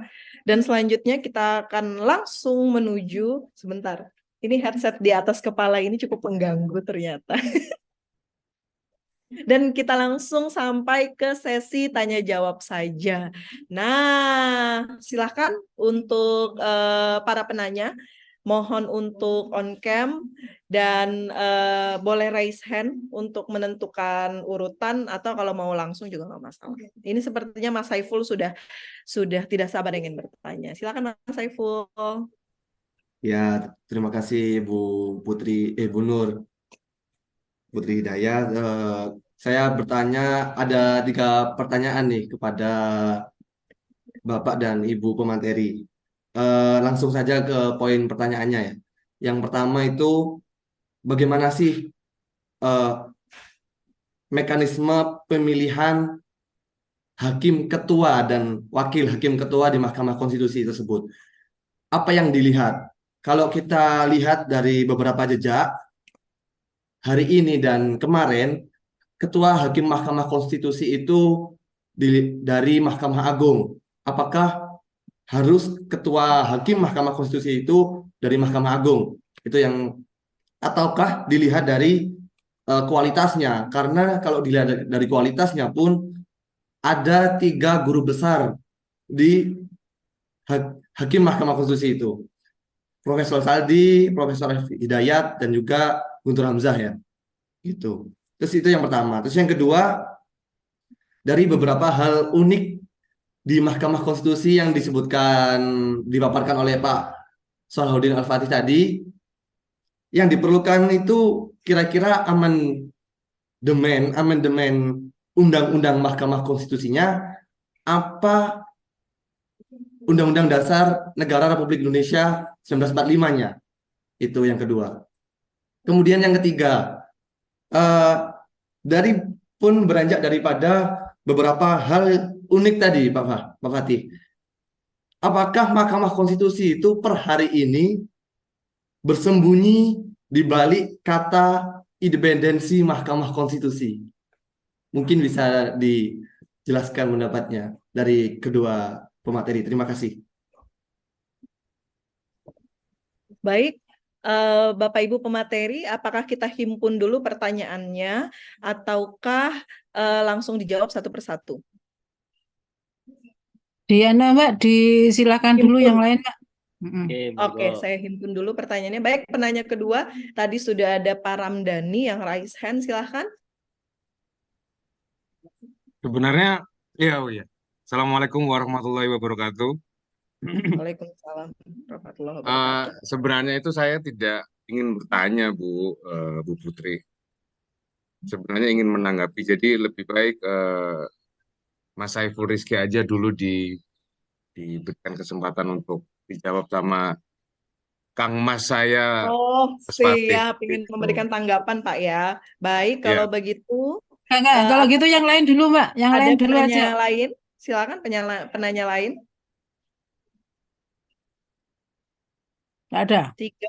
Oke, Wiranto, silakan. Videonya di-on-kan ya, on kamera ya. Iya, mohon maaf Ibu Nur. Jadi saya mohon izin untuk menutup kamera karena ada kendala di sini. Assalamualaikum warahmatullahi wabarakatuh. Selamat siang, Bapak Salahuddin Al-Fatih dan Ibu Dr. Catur Wido. Terima kasih atas paparannya. Pertanyaannya sederhana saja. Tadi kan ada 2 opsi berarti ya yang bisa dihimpun untuk meningkatkan seleksi hakim konstitusi. Kebetulan kemarin Prof. Muhammad Ali Safaat dari UB juga meneliti mengenai pengaruh mekanisme pengangkatan hakim konstitusi dan relevansinya dengan independensi dan posisinya dalam putusan gitu. Dan kemudian saya juga alhamdulillah kemarin diberi kesempatan untuk terlibat.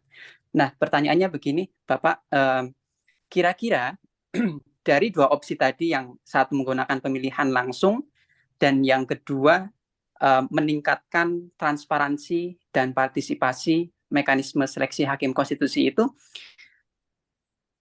kira-kira pilihan mana yang paling tepat? Terus kemudian alasannya apa? Karena kan kalau kita menggunakan pemilu, berarti kan mau tidak mau kita kan harus berbicara mengenai kuantitas, begitu.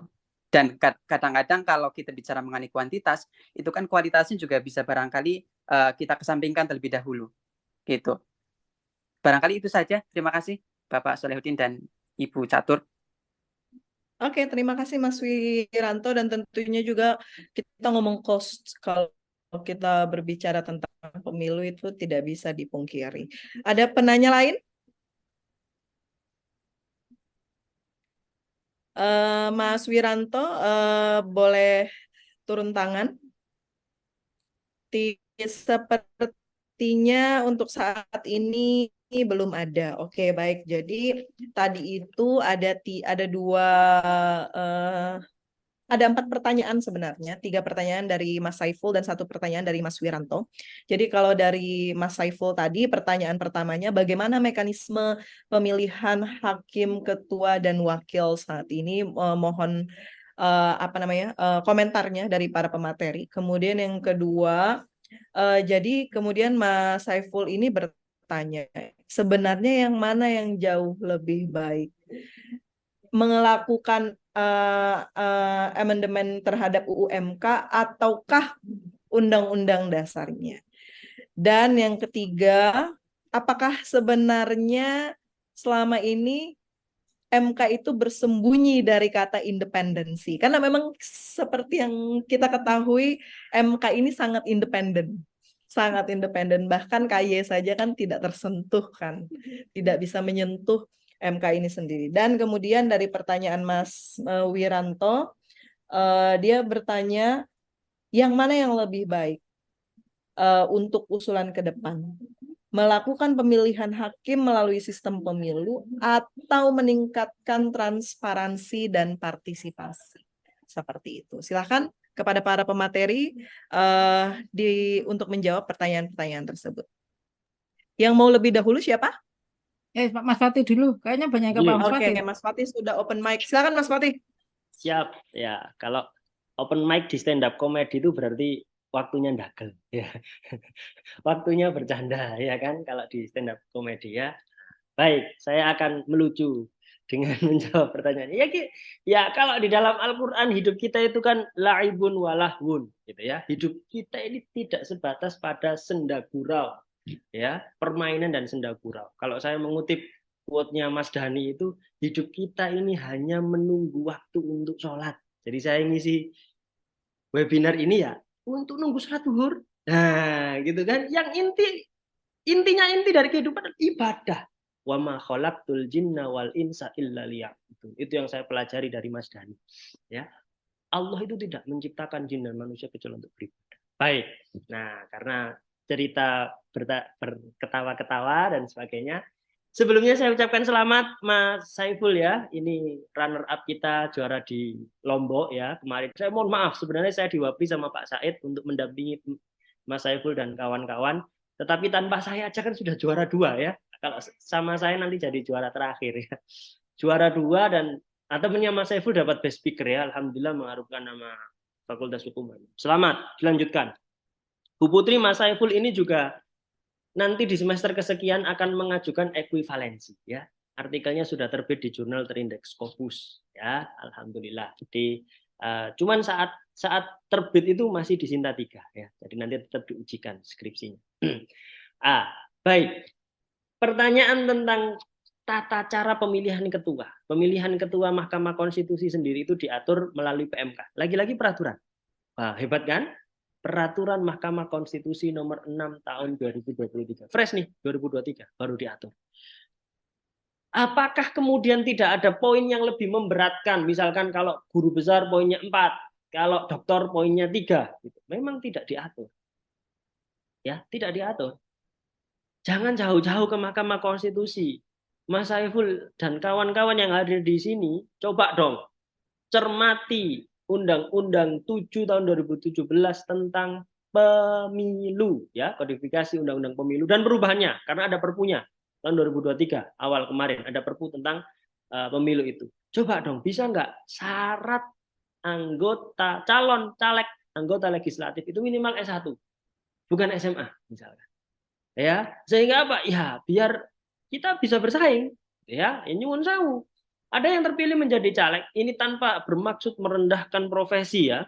Ada terpilih dari anggota legislatif, ternyata beliau adalah pemilik warung kopi. Menang karena warung kopinya laris dan setiap ada yang ngopi, beliau menampung aspirasinya, menang. Lulusan SMA, tamatan SMA. Begitu masuk jadi anggota legislatif, duduk di komisi sekian, pastikan setiap komisi itu memiliki produk. Kalau di daerah raperda, ya. Kalau di pusat namanya RUU. Lah apakah mohon maaf sekali lagi, apakah lulusan SMA menjual di warung kopi itu pernah belajar ilmu perundang-undangan? Kan enggak. Ilmu perundang-undangan ya S1. S1 mana? S1 hukum. Anak ekonomi juga enggak belajar ilmu perundang-undangan. Gitu ya. Sehingga apakah proses pemilihan ya Hakim Konstitusi itu sudah ideal? Apakah mereka selalu bersembunyi di bawah independensi itu? Ya, lagi-lagi saya harus kembali kepada klausul bahwa dosen itu boleh nggak tahu. Ya, saya nggak tahu jawabannya. Sudah ada peraturan sedemikian rupa, tapi mereka itu yang mereka pilih sekarang, gitu kan? Ya, itu yang pertama. Kemudian yang kedua, apakah selalu mereka bersembunyi dengan independensi? Tidak hanya mereka, kita juga. Semua manusia, kata merujuk pada buku How to Win Friends and Influence People in the Digital Age, karya Dale Carnegie, bahwa semua manusia itu disamakan pada satu kebutuhan. Apa? Ingin dihargai. Maka ketika mereka ingin dihargai, mereka akan bersembunyi di balik kedok independensi. Bicara dosen, bicara mahasiswa, ada academic freedom of expression. Ada freedom of speech. Kita akan bersembunyi di balik itu. Kita akan memilih, wah ya saya benar, dosen itu bebas. Gitu ya. Karena semua ingin dihargai. Nggak ada manusia, profesi apapun, harkat martabatnya ingin direndahkan, dihina oleh orang. Nggak ada. Apalagi yang jelas-jelas hakim konstitusi itu gelarnya nggak cuma hakim konstitusi kayaknya, semua hakim ya, YM, yang mulia. Ya, kalau di catur itu ada GM, Grandmaster. Ya, ya, ya, ya, nggak cuma hakim konstitusi, kita juga, Mas Saiful juga, ya kan, atas nama freedom of speech. Kalau ngomong salah, wah, apalagi ada, mohon maaf, ada beberapa oknum dosen itu yang nggak mau disalah-salahkan. Kalau saya biasa, saya dosen salah biasa. Manusia tempat salah, lupa biasa, tapi ojo sering-sering, gitu. Mereka bersembunyi atas nama independence, bisa jadi. Ini kan tugas kita, terus bersuara. Ayo, Mas Saiful bersuara, suarakan. Kamu lah suka nulis, tulisan. Nah tulisan nggak apa-apa ini, ide ini ditulis, ya. Idenya Bu Caton melibatkan KY, ide saya tadi melibatkan DPD atau tulis. Tulis, masuk hukum online, masuk apa gitu kan. Di UMM kan ada insentif penulisan di media massa. Ya, jadi tulis. Gitu ya. Nah, pertanyaannya tadi kan tentang apakah proses bermemilih ya. Mohon maaf. Proses memilih itu enggak diatur, sudah. Tetapi tidak kemudian dipilih yang sesuai kebutuhan. Nah, tadi kan saya sudah bilang, untuk menggantikan yang mulia Wahiduddin Adams, salah satu hakim konstitusi yang berakhir masa jabatannya. Salah satu kandidat itu Profesor Aidil Fitri Ciada, mantan ketua Komisi Yudisial, dosen di Fakultas Hukum Universitas Muhammadiyah Surakarta, kalah sama yang akan terpilih. Nggak tahu sudah dilantik apa belum ya? Yang mulia Arsul Sani, doktor, belum profesor. Gitu kan? Nah, ini tugas kita. Jangan-jangan profesor itu tidak sepowerful itu. Bisa jadi ya. Gitu ya, Mas Saiful. Saya tanya Mas Saiful dulu, tanpa mengurangi rasa hormat saya kepada Bu Moderator, biar langsung direct. Mas Saiful, sudah terjawab apa belum? Sudah, Pak. Terima kasih, Pak. Oke, ya. Oh, itu fotonya sudah di MK itu ya. Masa mahasiswa UMM kalah sama mahasiswa universitas di salah satu kota yang menang pengajuan gugatan kemarin itu loh ya. Oke, terima kasih Mas Saiful. Terus berproses ya. Lanjutkan lomba-lombanya. Selanjutnya, Bu Moderator, saya izin membahas apa yang ditanyakan oleh ini Pak atau Mas ya. Saya mau nyebut Mas, jangan-jangan ini dosen UB gitu. Atau mahasiswa UB ya. Mas Wiranto, ini mahasiswa atau dosennya? Atau mahasiswa sini? Kok terlibat penelitiannya Prof. Ali Safaat ya? Nah, tadi kan ditanyakan, kira-kira model yang mana? Betul, saya sepakat dengan Bu Putri bahwa pemilu itu high cost. Ya, jelas high cost. Ya, dan wah mekanismenya rumit sudah. Tapi gagasan saya bukanlah gagasan yang tanpa dasar. Ya, tadi benchmarkingnya dengan Washington. Ya, biar orang-orang MK itu jalan-jalan ke Washington gitu loh. Ya, untuk melihat, oh bisa gak ini hakim MK yang baru diusulkan melalui pemilu, gitu kan? Nah, tapi kalau memang tidak sepakat dengan pemilu langsung oleh rakyat, ya boleh saja dengan kita memperkuat. Ya, catatan saya tadi kan transparansi, akuntabilitas, kualitas. Ya. Gimana caranya? Itu tadi. Kalau seandainya melalui Mahkamah Agung, proses seleksinya disiarkan secara terbuka. Ya, sehingga masyarakat bisa menguji Dalam proses itu ada yang jawabannya gini, ada yang jawabannya gitu misalkan ya. Kandidatnya biasanya kan ada 14 berkurang 7 jadi 1, gitu kan? Nah, ini jawabannya gini kok malah yang terpilih. Artinya kan ada gium ex falso quolibet. Pengambilan teori yang salah menghasilkan kesimpulan yang salah. Kalau boleh digeneralisasi, proses yang salah hasilnya nanti juga akan salah. Jadi kalau prosesnya sudah menyingkirkan yang pinter-pinter, yang berkualitas itu, yang terpilih yang dalam tanda kutip tidak terlalu berkualitas misalkan, ya kembali lagi ke adagium itu, gitu ya. Nah, saya juga nanti menunggu ya, Mas Wiranto, kalau ada hasilnya, bahkan kalau ada diseminasinya nanti saya dikabari. Insya Allah saya tak datang. Ini menarik, ya. Kebetulan qadarullah Prof. Ahli itu promotor saya, jadi saya kualat nanti kalau nggak ikut menikmati atau membahas diseminasi penelitiannya tentang prosedur atau mekanisme pemilihan hakim konstitusi. Jadi kalau disuruh memilih, betul. Pemilu langsung itu adalah mungkin ya kepasrahan dan kekecewaan saya terhadap ya kalau diajukan oleh DPR itu seperti itu, oleh Presiden itu seperti itu, oleh Mahkamah Agung itu seperti itu. Ini mungkin kekecewaan ya sudah pemilu langsung aja kayak di Washington ya, biar bisa benchmarking ke Amerika Serikat ya. Tapi saya jujur kalau ada amandemen saya lebih sepakat melalui peningkatan akuntabilitas, transparansi, kualitas dalam proses seleksi. Lagi-lagi demokratis itu seleksi ya, bukan mengajukan by name. Ya harus seleksi fit and proper test terbuka. Ya, pengisian jabatan kita itu kan sering konsensus politik. Ya. Nah, ini bisa jadi catatan diskusi juga buat teman-teman. Kemarin kan baru disetujui Panglima TNI yang baru dari KSAG. Gitu kan? Ya satu yang diajukan kan? Nah, gitu. Ya, kita nggak bisa menilai kan, apalagi saya orang sipil bukan orang militer, apa kontribusi dan sebagainya gitu ya.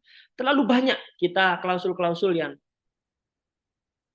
sporadis, janggal dan lucu. Nah, itu catatan saya.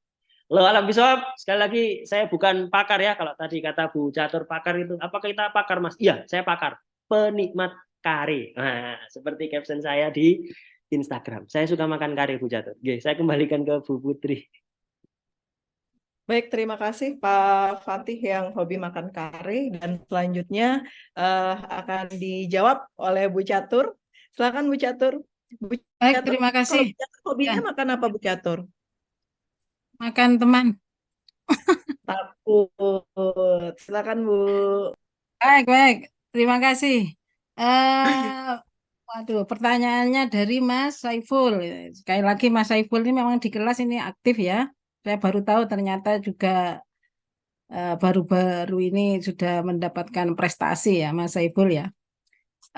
Terkait dengan pertanyaan Mas Saiful, ya memang saya sepakat dengan apa yang disampaikan oleh Pak Fatih ya. Jadi di Peraturan MK nomor 6 tahun 2023 itu ya, tentang tata cara pemilihan ketua dan wakil ketua Hakim MK itu memang tidak menyebutkan secara spesifik ya. Tidak menyebutkan secara spesifik syaratnya apa untuk menjadi ketua dan sebagainya. Itu pada saat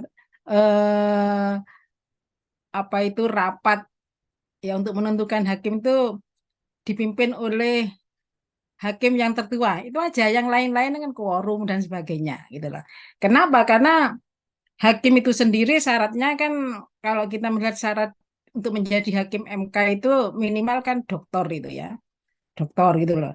Jadi untuk terkait dengan untuk menentukan ketua dan wakil ya ditentukan oleh ya 9 hakim itu sendiri ya.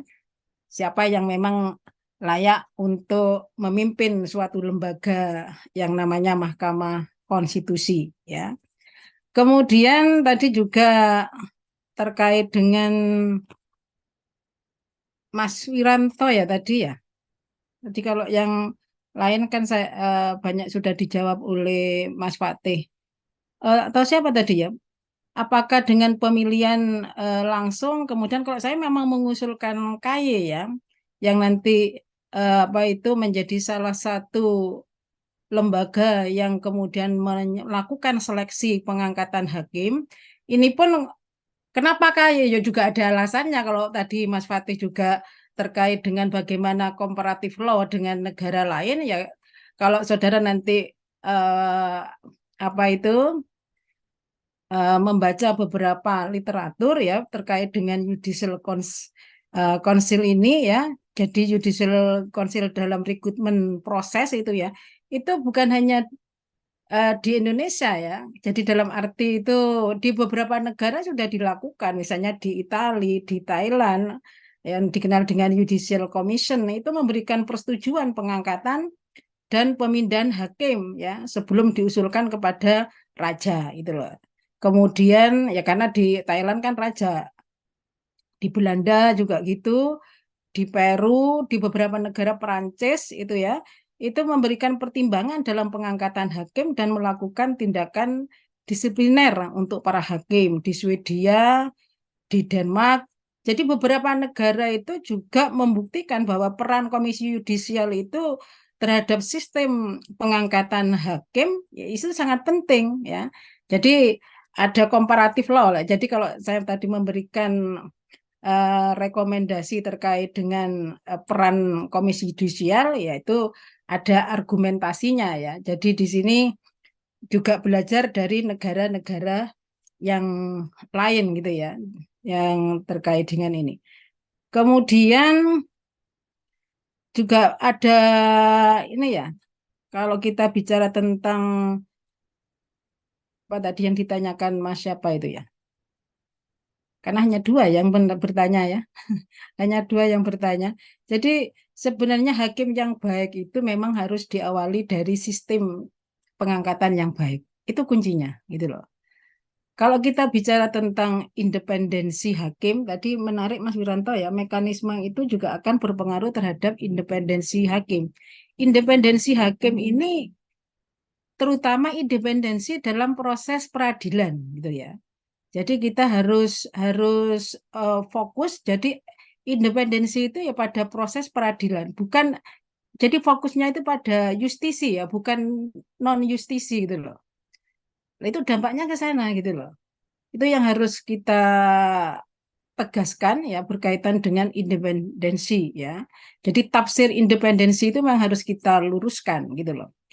Jadi fokus kepada justisi gitu loh, bukan non justisi. Tapi di pemikiran atau di pengertian yang sekarang berkembang itu independensi itu kemudian dua-duanya gitu loh. Peradilan, justisi dan non justisi. Jadi karena kalau non justisi itu kan di luar proses peradilan ya, bicara tentang tindakan sehari-hari hakim aja gitu loh. Tapi independensi itu ya pada proses peradilannya gitu loh. Dan itu memang harus ditegaskan ya di dalam konstitusi kita gitu loh. Jadi kalau mau dirubah itu, kalau tadi ada pertanyaan dari Mas Saiful, kok undang-undang dasarnya apakah kemudian undang-undang? Kalau undang-undang dasar memang harus melakukan perubahan ya, tapi untuk melakukan perubahan itu kan tidak apa namanya parsial gitu aja ya pada satu pasal gitu ya. Ya kalau mau melakukan perubahan ya memang secara komprehensif gitu loh. Jadi tidak hanya satu-satu ya kosnya akan mahal gitu loh. Ya untuk sementara ya memang ya di undang-undangnya gitu loh. Ya, di undang-undangnya gitu loh. Yang itu menjadi open legal policy dari DPR gitu loh. Ya harus dikoreksi ya. Semuanya memang harus dilakukan evaluasi terhadap berbagai peraturan perundang-undangan untuk mendudukkan ya bagaimana proses rekrutmen hakim, pemberhentian hakim dan seterusnya ya. Itu supaya lebih baik itu aja. Mungkin itu ya Mbak Putri sementara. Siap, Bu Catur. Terima kasih untuk paparannya. Dan karena belum jam 11, agenda kita kan ditutup jam 11. Tadi Pak Ramdhani menyatakan ingin memberikan komentar. Nah, silakan Pak Dani, kalau ingin memberikan komentar, kami persilakan.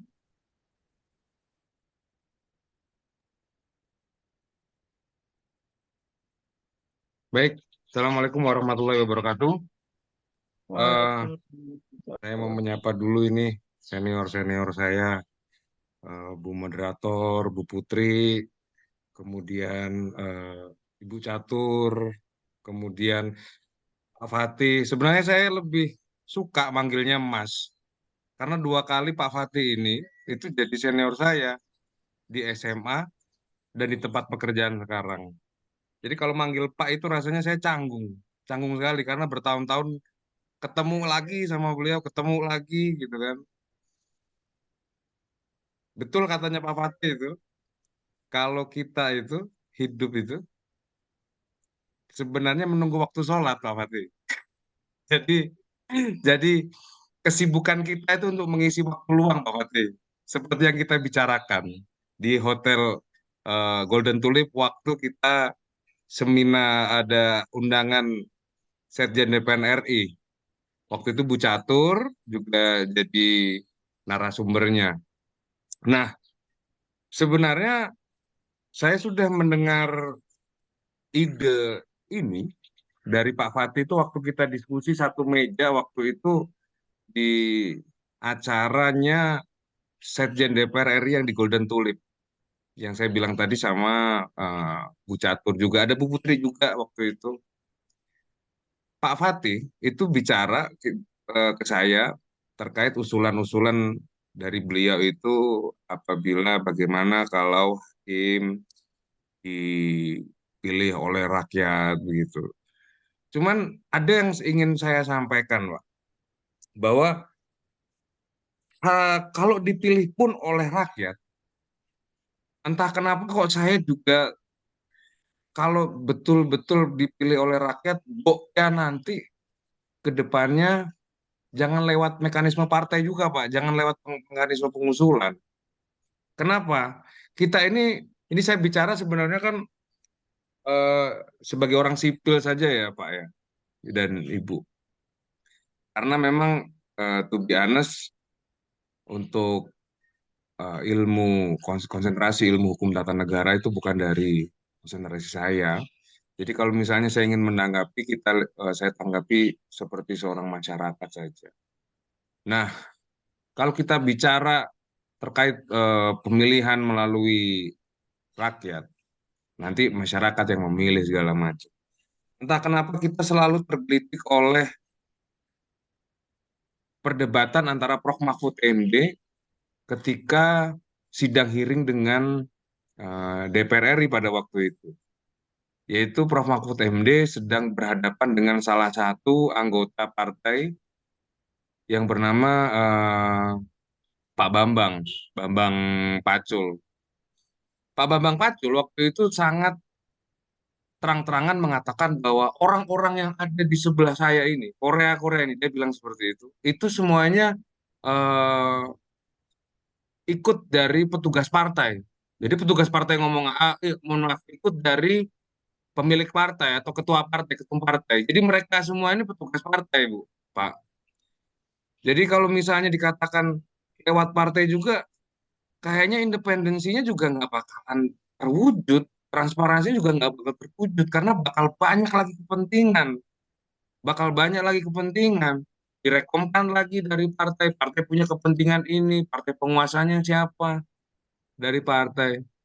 Oleh karena itu kalau misalnya saya ingin menanggapi, kalau boleh saya menanggapi, harusnya hybrid saja Pak, nggak cuman dari proses pemilihan dari masyarakat juga, tapi alangkah mungkin lebih transparan kalau misalnya proses tes itu dan proper tesnya itu dibuka, kemudian seleksinya itu seperti CPNS, kemudian yang mengajukan itu akademisi-akademisi yang harus di-spill setelah proses seleksi tersebut. Setelah proses seleksi tersebut, maka nanti di-spill agar rakyat tahu bagaimana sepak terjangnya dari orang-orang ini, begitu loh. Yang penting non partai, karena kalau kembali lagi ke partai, maka ya kita akan insecure lagi dengan omongannya Pak Bambang Pacul ini, bahwa semuanya ini orang-orang partai semua gitu loh, punya kepentingan-kepentingan sendiri begitu. Jadi jadi kita akhirnya bertabrakan lagi dong dengan kepentingan partai lagi begitu loh. Padahal yang kita butuhkan itu kan keadilan, terang benderangnya sebuah perkara. Yang kita butuhkan kan seperti itu. Nah, jadi alangkah lebih baiknya itu proses pemilihan dari hakim Mahkamah Konstitusi itu jadi dibuat hybrid saja Pak, kalau misalnya saya boleh ikut andil mengusulkan itu ya idenya.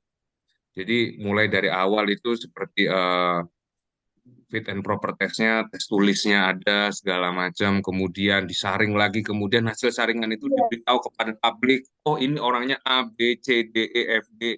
Kemudian setelah di-spill nama-namanya, kemudian diberitahu, oh ini visi misinya, oh ini seperti ini gitu. Yang penting harus lolos bahwa orang ini itu tidak ada kepentingannya, tidak ada hubungannya dengan partai. Karena saya yakin kalau ada lagi kepentingan-kepentingan partai, maka akan berputar terus di itu terus saja masalahnya, Pak, gitu. Kalau saya boleh berpendapat. Maka dari itu terakhir yang ingin saya tanggapi, saya ada gium ya, ada gium hukum yang bisa saya sampaikan, bukan pantun karena saya nggak pintar bikin pantun Bu Catur. Ini mohon maaf, saya cuma bisa ngomong cakep aja. Jadi kalau Bu Catur ngomong pantun, Mas Fatih ngomong pantun, saya dibilang cakep karena saya sendiri nggak bisa bikin pantun. Tapi ada gium Handsome, kan ya? handsome gitu. Kalau bahasa Inggris kan handsome gitu.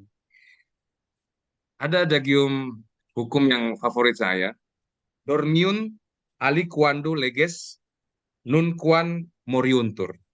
Hukum terkadang tidur, tetapi hukum tidak pernah mati. Terima kasih waktunya Ibu Moderator, Bu Putri. Assalamualaikum warahmatullahi wabarakatuh. Waalaikumsalam warahmatullahi wabarakatuh. Salam. Terima kasih Pak Dani. Dan karena ini masih ada waktu 6 menit, anggaplah saya closing 2 menit ya Bu, berarti masih ada 4 menit. Ada feedback atau cukup? Saya mau pantun. Bu Catur, terutama tentang Eko. hybrid tadi, silahkan. Silakan Hybrid Pak Fatih, 3 menit Pak Fatih. Ya, sendirian tanpa kekasih. Cukup sekian, terima kasih. Handsome. Mengapa Bu saya Catur, menjadi Bu Catur. moderator Bu merasa Catur belum. berat ya? Bu Catur? Aku nggak punya pantun, wis. Waduh, ini yang ditungguin padahal Bu Catur. Tadi itu kan saya sudah pantun. From Ya, sea to the river itu loh Bu. Iya. Ya. Dari laut ke kali. Palestina pasti bebas. Ini moderator dengan pantun nih, wis. Iya, Bu Putri Mudah-mudahan- belum pantun. Mudah-mudahan bermanfaat ya, bermanfaat bagi kita semua ya. Ya emang ya itulah ya. Tidak ada sistem yang sempurna ya, tapi tetap harus kita sempurnakan ya. Saya dulu pernah menyatakan, katanya Casey Ware ya, tidak ada suatu produk hukum konstitusi yang final karena nanti akan dipengaruhi oleh dinamika yang ada di masyarakat. Pilihan apapun terkait dengan cara memilih hakim ya, tadi kalau Mas Fatih terkait dengan lewat pemilu, saya mungkin melibatkan lembaga independen, komisi yudisial ya.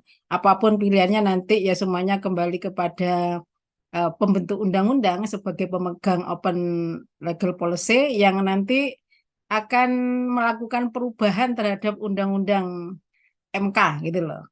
Tapi memang betul tadi yang disampaikan oleh Mas Fatih, mulai dari hulu sampai hilir itu ya memang harus diperbaiki ya semuanya untuk kebaikan bagaimana penegakan hukum di Indonesia ini yang lebih bagus, transparan, akuntabel ya, dan tentunya memberikan perlindungan hukum bagi semua rakyat.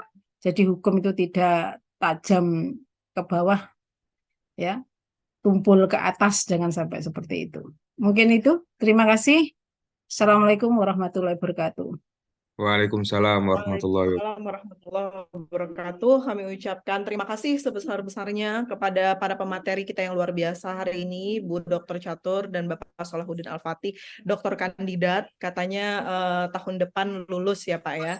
Dan kemudian juga kepada dosen ya Bapak Ibu dosen yang ada di sini dan juga para mahasiswa Fakultas Hukum UMM maupun Fakultas Hukum lainnya di Indonesia yang sudah mengikuti kegiatan ini. Semoga kemudian Mahkamah Konstitusi kita jauh lebih mendapat kepercayaan dari masyarakat dan tidak ada gonjang-ganjing yang tidak perlu lagi sebagaimana yang sudah terjadi sebelumnya. Marilah kita Amin, akhiri amin. kegiatan ini dengan membaca hamdalah bersama-sama. Alhamdulillahirabbil alamin.